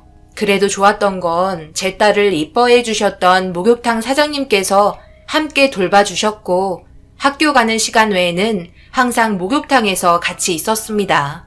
그런 바쁜 일상을 보내며 녹초가 돼서 집에 들어와 졸려서 투정 부리는 딸을 재우고 조용해진 집안에 멍하니 앉아있다가 시계바늘의 소리만 들리는 적막함이 저를 울렸고 깊이 잠들어 있는 딸이 깰까봐 남편의 액자를 가슴에 묻고 소리 없이 눈물을 하염없이 흘린 게 몇 년이었어요. 사랑하는 사람을 떠나보냈을 때 그때의 충격은 쉽게 가시지 않더라고요. 그래도 정말 다행이었던 건 저희는 대출은 하나도 없이 시작했기 때문에 돈을 버는 족족 모아둘 수 있었습니다. 그렇게 한 곳에서 떼수건 하나로 제 딸아이 뒷바라지 전부 다 해줬어요. 아이가 커가면 커갈수록 저 또한 목욕탕에 머무는 시간이 점점 늘어났어요. 한 사람이라도 더 받아야 한 푼이라도 더 벌잖아요. 그렇게 열심히 살다 보니 제 딸은 서울 의대를 입학하게 되었고 동네가 떠들썩해질 정도로 잔치가 열렸습니다. 그때 살면서 제일 많은 눈물을 흘렸던 것 같아요. 그동안 힘들었던 걸 한 번에 보상받는 느낌이었고 앞으로 제 딸은 가난에 힘들어하지 않아도 된다는 거에 너무 감사했어요. 앞으로 꽃길만 걷게 되는 일만 남았다고 생각했어요. 그런데 제 딸이 병원에서 인턴 생활을 하던 중 만나고 있는 남자가 있을 것 같다는 느낌이 확 느껴졌고 그때부터 딸의 모든 걸 알아보게 되었어요. 그렇게 며칠간 딸의 행동들을 전부 파악하고 조사한 결과 제가 생각한 게 맞았습니다. 딸은 병원 내에서 사내 연애를 하고 있었어요. 얼마 전에 내가 병원에 볼 일이 있어 잠시 들렸는데 성경이 너 병원에서 연애하고 있더라. 언제부터였니? 언제 왔다 가셨어요? 저한테 말이라도 한마디 하시지. 거의 1년 됐어요. 정말 진지하게 만나고 있으니까 걱정 마세요. 성경이 네가 알아서 잘 처신할 거라고 생각하지만 그래도 엄마한테 한마디 정도는 해줬어야지. 네가 근무 중이라서 그냥 나왔단다. 그럼 그쪽 집안에서는 알고 있는 거야? 진지하게 만나고 있으면 결혼도 생각하고 있을 거 아니야. 만나고 있는 남자도 중요하지만 그 집안도 봐야 돼.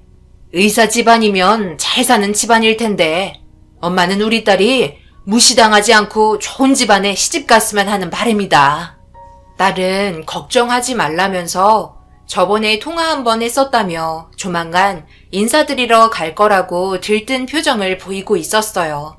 저희 딸 나이가 적은 나이도 아니고 좋은 남자가 있다면 결혼해서 빨리 자리 잡아 안정된 삶을 살길 저도 원했어요. 딸에게는 말하지 않았지만 몇 번이나 병원에 몰래 찾아가 둘의 사이를 조심스럽게 지켜보고 있었습니다. 상당히 많이 가까워 보이는 사이였어요. 정말 진심으로 사랑하는 것 같은 눈빛을 주고받고 있었고 별 문제 없으면 조만간 결혼하겠다는 말이 나올 것 같아 마음의 준비를 하고 있었습니다. 그리고 예상했던 대로 딸의 입에서 결혼하고 싶다며 인사시키러 오겠다는 말을 꺼냈어요. 남자 측에는 인사드리러 언제 가냐고 물어보니 저희 집부터 방문하고 다음에 남자 측 방문할 것 같다며 주말에 둘 다 시간이 비는 날 점심 약속을 잡고 식당에서 만나게 되었습니다. 보통 집에서 많이들 하지만 저희 집이 좋지 않아 제가 분위기 좋은 식당에서 봤으면 좋겠다고 했어요. 그렇게 정식적으로 저에게 남자는 처음으로 인사시켰고 밝게 웃으며 바라보는 인상이 좋아 보였습니다. 온화하고 여유로워 보이는 분위기는 저희 집안과는 차이가 많아 보였어요. 이렇게 얼굴 보게 돼서 정말 반가워요. 성경이 입에서 결혼하고 싶단 말이 나왔을 때 얼마나 놀랐는지 몰라요. 이렇게만 봐도 둘이서 얼마나 많이 사랑하고 있는지 알 수 있을 것 같네. 서로 같은 직업이라서 공감대도 많을 것 같아요. 아무래도 그렇죠. 말씀 편하게 하세요. 대화하는 부분에 있어 서로 공감되는 것들이 많아요. 저도 많은 여자를 만나본 건 아니지만 성경이는 언제나 밝은 모습을 잃지 않고 긍정적인 마음을 가지고 있어서 저에게 많은 활력소가 되는 여자예요. 옆에만 있어도 성경이의 존재감이 저를 더 빛나게 해주고 힘이 되어줄 수 있다는 걸 느꼈을 때부터 성경이를 놓치면 평생 후회할 것 같다는 마음이 들었어요. 평생 성경이에게 웃음을 잃지 않게 모든 걸 다 바쳐 사랑해 주도록 하겠습니다. 그러니 저희 결혼 허락해 주세요. 엄마, 제 성격 알죠? 아닌 건 확실하게 끝맺는 성격이잖아요. 이 사람은 정말 저를 진심으로 사랑해주고 있어요. 그래, 무슨 말인지 잘 알겠어. 나도 서로 진심을 다해 사랑한다는 걸 알 것 같네. 그래서 결혼을 허락해주고 싶다만 아무래도 집안의 차이가 많이 날 텐데 그럼 결혼하는데 걸림돌이 되지 않을까? 우리 집안이 부유한 건 아니잖니. 그런 건 걱정하지 마세요. 저희 부모님 그렇게까지 돈 때문에 예민하신 편은 아니세요. 제가 그건 확실하게 말씀드릴 수 있을 것 같네요. 그리고 집안 차이가 뭐가 중요해요. 서로 잘 살아가면 되는 거죠. 제가 저신 잘하겠습니다.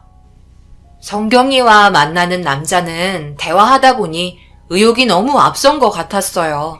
그래서 그건 자기의 생각일 뿐 부모 입장에서는 그렇지 않을 수도 있다며 걱정하는 눈빛을 보이자 저를 안심시켜 주려고 말이 많아지기 시작했습니다. 아무래도 제가 결혼을 반대할 수도 있을 것 같다는 느낌이 들었던 것 같아요. 정말 아무 일 없이 결혼까지 한다면 저는 바랄 게 없겠지만 부유한 집안이 가난한 집안에 결혼시킨다는 건 상대적으로 다르잖아요. 그래서 걱정을 안 할 수 없었습니다. 그렇게 서로 많은 대화가 오고 가면서 이 남자가 우리 딸을 정말 사랑하고 있다는 걸 계속해서 느낄 수 있었고 걱정했었던 자리가 마무리되면서 한숨 돌릴 수 있었어요.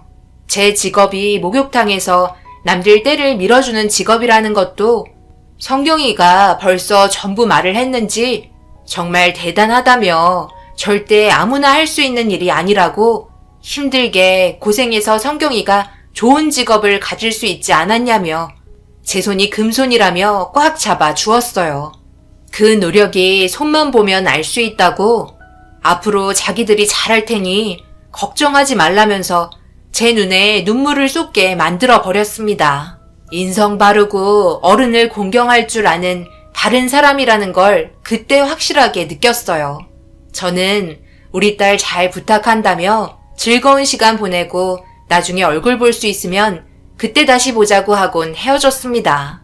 집으로 돌아오는 동안 그동안 고생했던 게 한 폭의 그림처럼 스쳐 지나갔고 그 긴 시간을 참고 버텨왔기 때문에 우리 딸이 좋은 남자 만나 행복하게 살 수 있는 것 같아 보상받은 느낌이 들었어요. 집에 들어와서 남편의 사진을 바라보며 한참 동안 슬픔의 눈물이 아닌 행복의 눈물을 쏟아내었습니다. 그렇게 얼마의 시간이 흐르고 딸이 집에 들어왔어요. 자기가 만나는 남자 어땠냐고 입에 모터를 단 것 마냥 제가 느낀 점들에 대해 궁금했는지 이것저것 물어봤고 그렇게 한참 동안 딸과 제대로 잠도 못 자고 새벽 늦게까지 대화를 이어나갔습니다. 그리고 조만간 남자 집안에 인사를 드리러 갈 것 같다며 약속 날짜까지 잡은 것 같았어요. 모든 일이 순조롭게 잘 끝나길 간절히 기도했어요.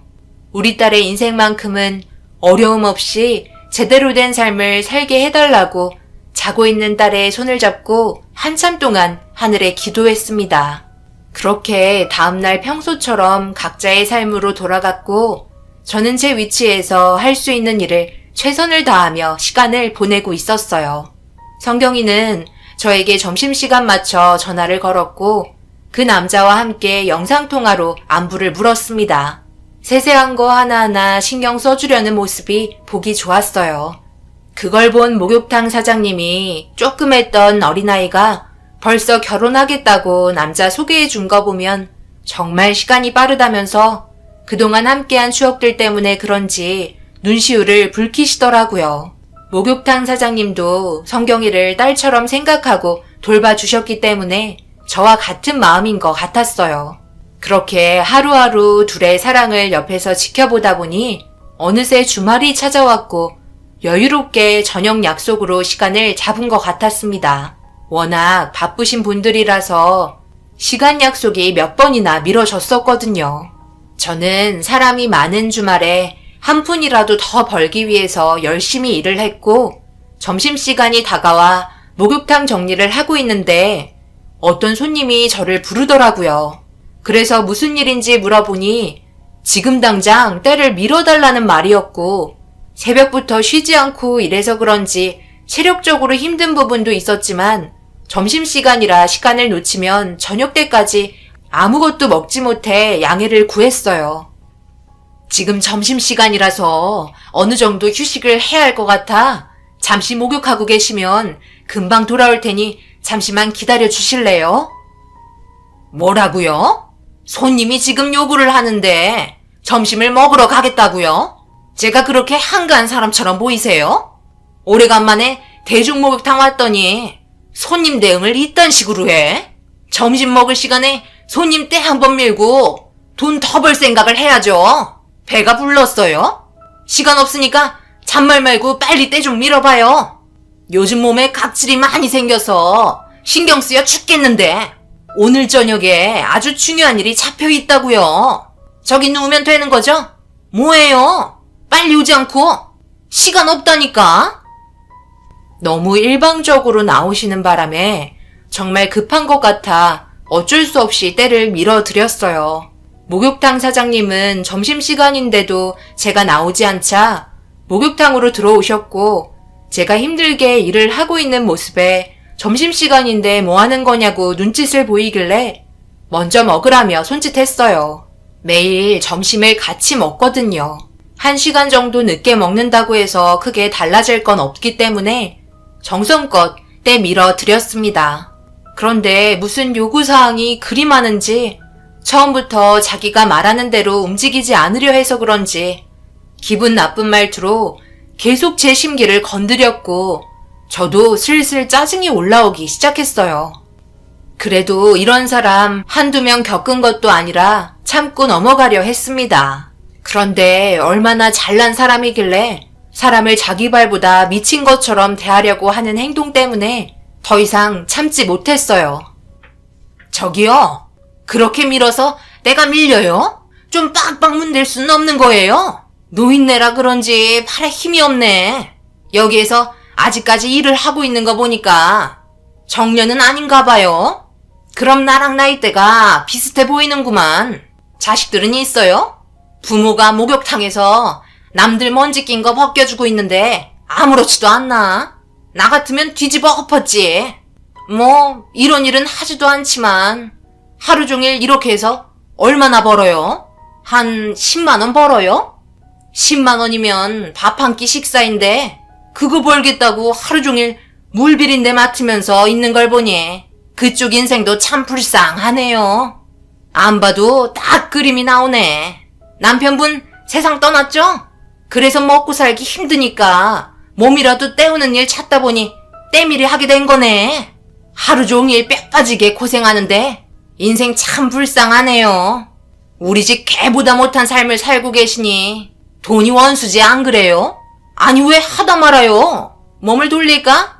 앞에도 밀어야죠. 저기요, 돈 안 받을 테니까 그냥 나가시던지 아니면 알아서 목욕하시고 나가세요. 사람이 말이야, 해야 될 말이 있고 하지 말아야 될 말이 있는 거예요. 그쪽 말처럼 나는 이 일을 하고 싶어서 하는 줄 알아? 그쪽은 얼마나 잘났길래 오늘 처음 본 사람한테 말을 함부로 하는 건데? 가진 게 많으면 남들한테 막말하면서 상처 줘도 되는 거야? 그리고 개만도 못한 삶을 살고 있다고? 내 삶을 그쪽이 한 번이라도 봤어? 뭘 한다고 내 인생을 함부로 판단하는 거야?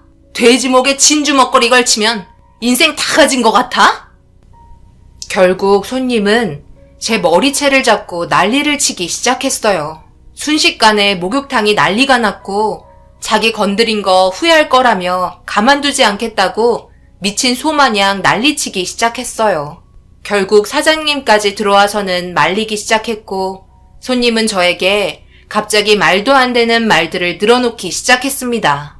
자기 몸이 빨갛게 될 정도로 너무 심하게 때를 밀었다며 쓰라리다면서 때도 제대로 밀지 못하는 게 무슨 때밀이를 하냐고 당장 일 시키지 말라면서 저를 자르라는 황당한 말을 사장님께 명령하고 있었어요. 사장님은 좋게 넘어가자며 더 이상 소란 피우기를 원치 않고 있었습니다.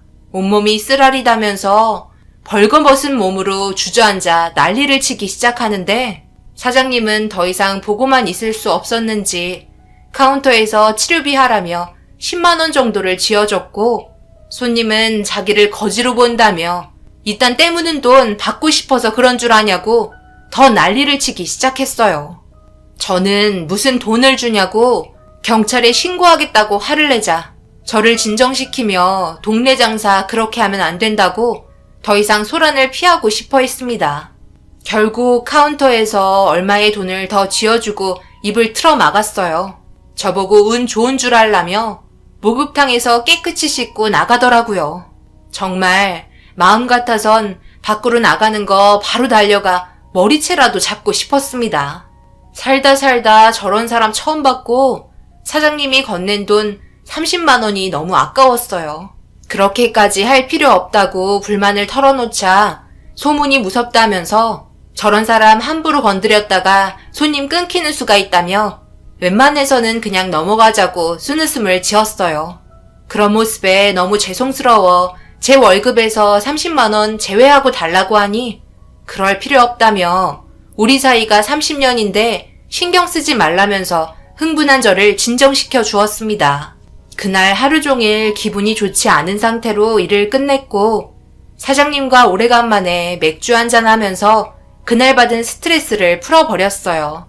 그렇게 한참 동안 이런저런 대화를 나누다 딸의 전화에 집으로 들어왔고 얼굴 표정을 보니 밝아 보였습니다.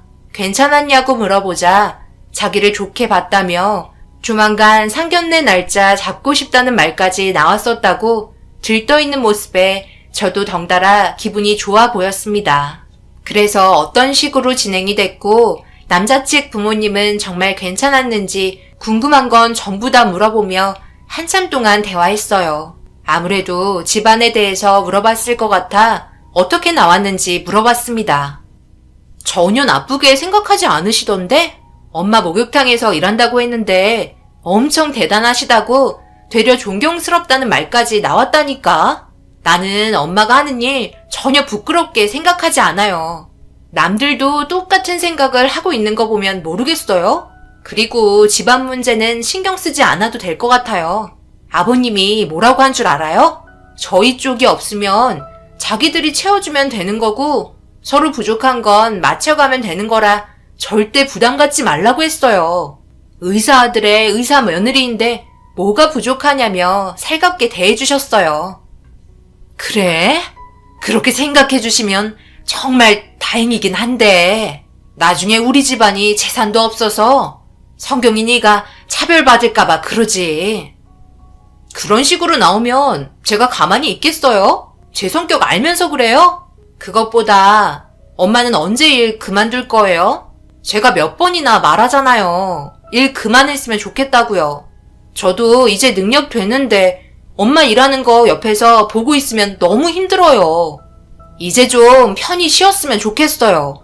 용돈 넉넉히 드릴 테니까 조만간 목욕탕 일 정리하세요. 사장님이랑 대화해봤어요? 일 그만두면 오히려 병날 것 같아서 그래.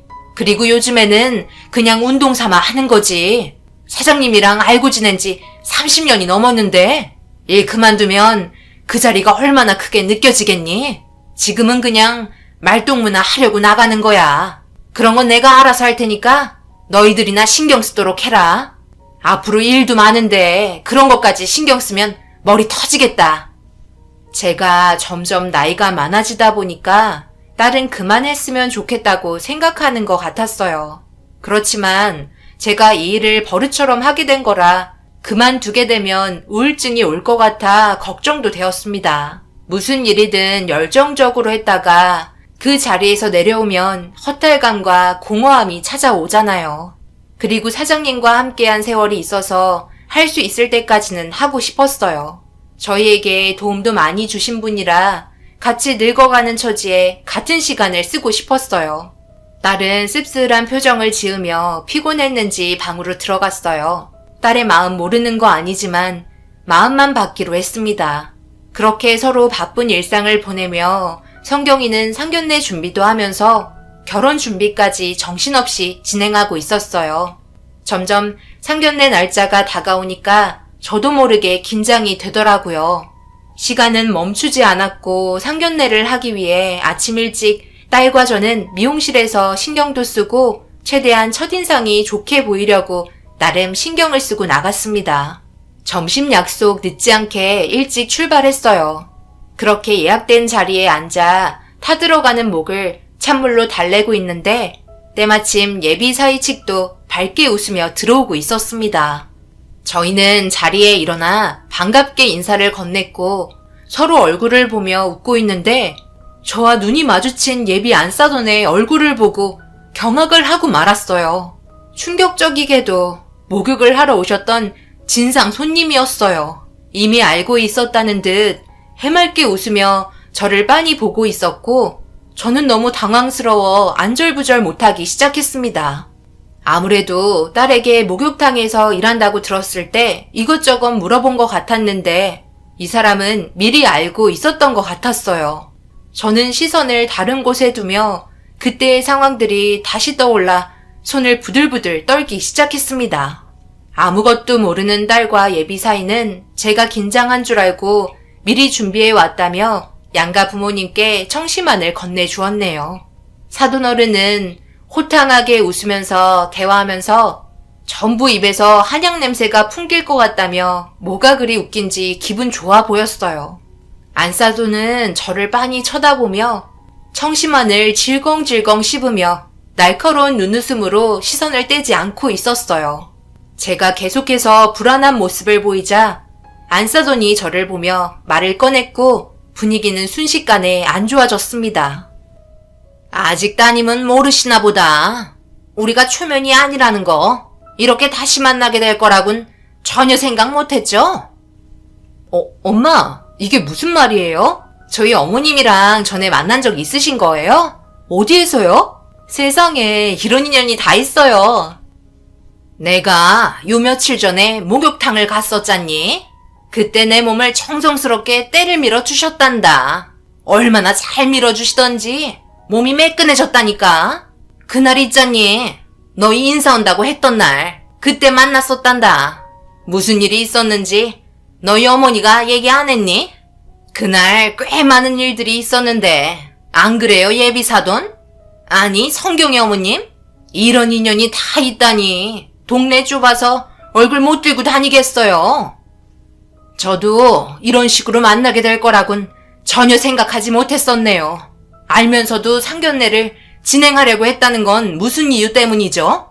설마 저희 딸에게 상처를 주려고 가면을 쓰신 건 아니시죠? 정말 그렇게 생각하셨다면 저도 가만히 있을 수는 없을 것 같네요. 아니, 이게 지금 무슨 말이에요? 어머니, 무슨 안 좋은 일이 있었어요? 저희가 알아들을 수 있게 설명을 해주세요. 내가 말하마. 그게 있잖아. 내가 그날 너무 바빴잖니. 그래서 점심시간 때 들어가게 된 거야. 그래서 제발 부탁한다며 사정사정 얘기했지. 눈물까지 흘렸다니까. 왠 줄 알아? 때를 안 밀어주겠다는 거야. 점심 먹어야 된다고. 그래서 간절하게 부탁하니까 마지못해 해주시더라고. 그것도 엄청 감정을 실어서 빡빡 문대는 바람에 여기 봐봐라. 빨갛게 됐지? 내가 얼마나 상처받았는지 아니? 그래서 서운해서 몇 마디 했더니만 난리를 치면서 내 머리채를 잡았다니까. 그래서 목욕탕이 난리가 아니었어. 저는 안사돈의 거짓말에 자리에서 벌떡 일어났고 안사돈의 말을 듣고 있던 딸과 예비 사이는 정말 그런 거냐며 저를 의심하고 있었습니다. 당연히 그런 거 아니라고 했지만 뱀의 혀를 가진 안사돈은 눈물을 보이는 연기까지 하면서 어떻게 그럴 수 있냐고 기분 좋은 상견례 날 너무 빨리 망쳐버려 미안하다고 자기 감정이 추스러지지 않는다고 그날의 기억이 잊히지 않아 마음고생 심했다면서 자기 남편의 어깨에 털썩 기대더니 펑펑 울더라고요. 정말 너무 어이가 없었습니다. 거짓말이야 어차피 밝혀지게 될 거 저런 식으로 나와서 저를 나쁜 사람으로 만들려고 하는 모습에 너무 화가 치밀어 올랐어요. 딸은 재차 정말 제가 그런 거냐고 물어봤어요. 실망하려고 하는 눈빛을 보내려는 딸에게 단호한 눈빛을 보내며 절대 그런 거 아니라며 제 입장의 상황을 얘기했고 누구의 말이 맞는 거냐고 모두들 당황해하고 있었습니다. 안사돈은 이 결혼은 할 수 없을 것 같다며 먼저 결혼 거부 의사를 밝히면서 입에 담지 말아야 할 말을 꺼내게 되면서 저도 모르게 제 앞에 있던 물김치를 들어 안사돈 면상에 끼얹어 버렸네요. 내가 이런 말까지 안 하려 했는데 아들, 내가 항상 얘기했지? 못 사는 지방과는 결혼 자체를 진행하면 안 된다고. 봐봐라. 인성 나오잖니. 가진 거 없는 사람들은 가진 게 많은 사람들을 어떻게 해서든지 이용해 먹으려고 온갖 거짓말을 한다니까. 더군다나 사돈어른도 없이 자라온 환경을 봐봐라. 얼마나 악착같이 살아왔겠니? 그럼 그 삶이 순탄치가 않으니까 어떻겠어. 성격도 더럽겠지? 엄마가 하는 말 들어야 아들 너 삶이 평탄한 거다. 혈압 올라서 더 이상 말하기 힘드니까 그만 돌아가자. 나라나 의사 만들었다고 부잣집에 엮어서 인생 피려고 하는 무임승차 같은 더러운 마음씨 그만 버리고 가서 때나 미르세요. 당신 말이 좀 심한 거 아니야? 아무리 그래도 그렇지. 여기가 어떤 자리인데 말을 그런 식으로 하는 거야? 지금 그렇게 하는 말은 우리 아들에게도 상처인 거 몰라? 여기 자리가 감정 싸움 하려고 나온 자리야? 왜 이렇게 생각이 없어? 아유, 정말 죄송합니다. 아무래도 저희가 잘못한 것 같은데 용서해 주십시오. 어떤 상황이었는지 대충 알 것 같네요. 일단 오늘은 돌아가고 상황 정리된 다음 그때 다시 연락을 드리든지 하겠습니다. 기분 좋게 아침부터 준비하셨는데 다시 한번 정말 죄송합니다. 당신 지금 저 때밀이 노인네 편드는 거야? 내 편이 아니라 어떻게 그럴 수 있어? 내 말이 거짓말이라고 생각하는 거야? 저런 거지 집안 볼 필요도 없다고. 그럼 내가 목욕탕에 일부러 찾아간 게 뭐가 돼? 아빠도 없이 엄마는 때밀이에 저런 거지 집안과 떼어놓으려고 일부러 찾아간 내가 뭐가 되냐고. 무슨 연락을 드려? 오늘 이후로 끝인 거지. 왜 우리가 죄송해야 하는 건데?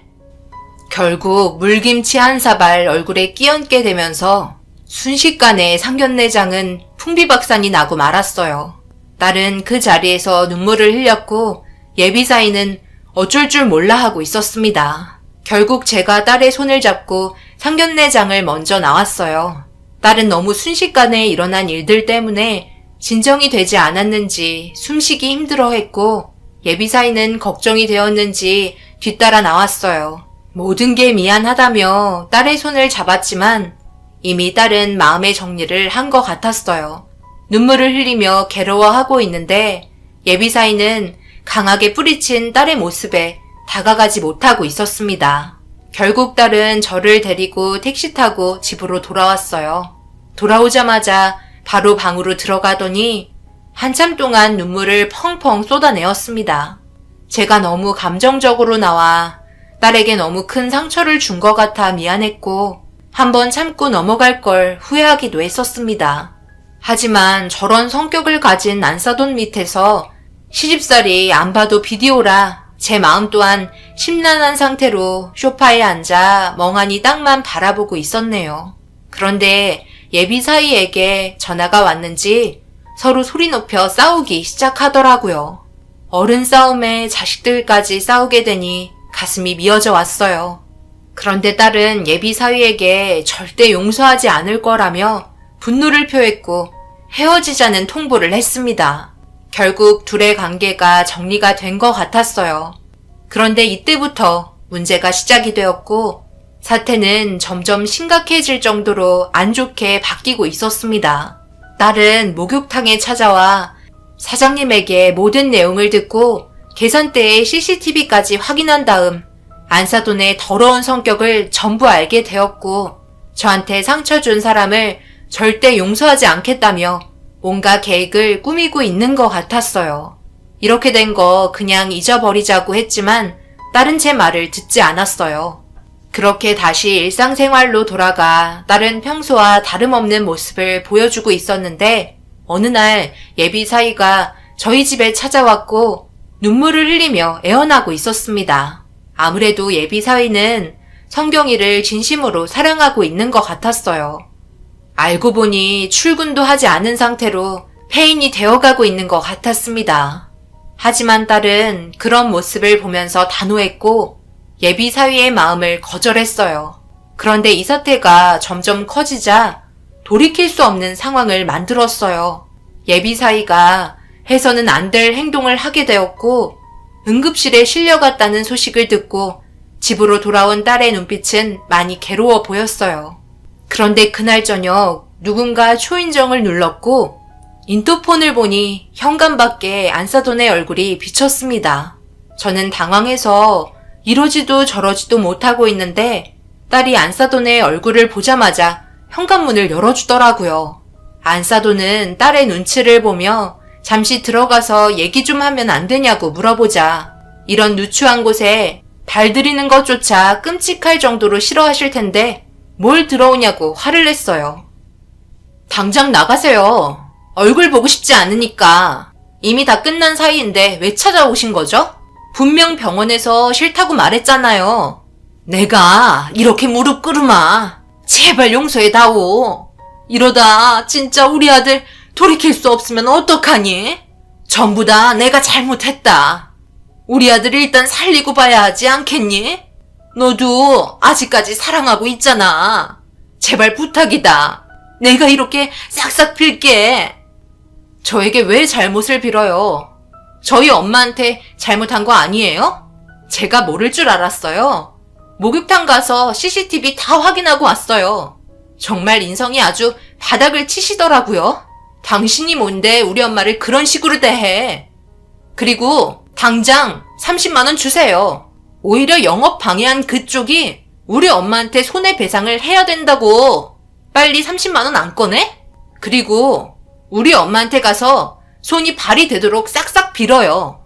그래도 내가 마음이 풀릴지 모르겠지만 진심으로 잘못을 뉘우치는 모습을 보여주라고요. 딸의 말이 끝나자마자 안사돈은 급하게 지갑에서 30만 원을 꺼내 딸의 손에 쥐어줬고 저에게 와서 제 발목을 잡고 곧 기절할 것처럼 오열을 하며 용서를 구하고 있었습니다. 딸은 그런 모습을 지켜보며 진심이 안 느껴진다고 더욱더 크게 화를 내기 시작했고 그 모습에 놀란 안사돈은 몸이 땅에 달라붙을 정도로 납작 엎드려 바닥이 한강이 될 정도로 눈물을 흘리면서 용서해달라고 애원하고 있었습니다. 저는 그런 모습에 자식 가진 입장으로 충분히 이해가 돼서 그만하라며 일으켜 세웠고 사과는 받을 테니 그만 돌아가 달라고 했어요. 안사돈은 딸의 손을 잡으며 한 번만 자기 아들에게 가달라는 말을 끝으로 돌아갔습니다. 그제서야 딸은 털썩 주저앉아 몸을 웅크린 채 눈물을 흘렸고 그 모습을 아무 말 없이 뒤에서 안아줬습니다. 그렇게 딸은 예비 사위와 만나서 극단적으로 헤어진 게 아닌 많은 대화를 한 후에 헤어진 것 같았어요. 그런데 문제가 하나 생겼어요. 예비 사위의 몸에 문제가 생긴 것 같았습니다. 수술을 할 수 없을 정도의 정신적인 충격 때문인지 손을 계속 떨었고 결국 의사직을 내려놓겠다는 결정을 한 것 같았어요. 너무 처참한 결과에 가슴이 아팠지만 사람의 생명을 다루는 문제에 있어 손을 떤다는 건 심각한 상황이었죠. 모든 건 안사돈의 잘못된 행동으로 인해 시작이 된 결과였습니다. 자신의 결과를 받아들이고 충분하게 뉘우쳤는지 모르겠지만 다시 한번 과거의 행동을 돌아봤으면 좋겠어요. 현재 저희는 아무렇지도 않은 듯 일상을 보내고 있습니다. 딸에게도 분명 엄청난 상처가 되었을 테지만 현재까지 잘 버텨주고 있는 것 같아요. 저희 딸이 앞으로 살아가면서 조금이나마 힘이 날 수 있게 여러분께서 위로의 한마디 해주셨으면 좋겠어요. 앞으로의 인생에 도움이 될 만한 말 한마디면 저는 바랄 게 없겠네요. 제 사연 들어주신 분들 어떤 일이든지 행동이나 말을 하기 전에 한 번 더 생각하고 움직이시길 바랍니다. 나중에 어떤 식으로든 자신에게 배가 돼서 돌아가는 것 같습니다. 감사합니다.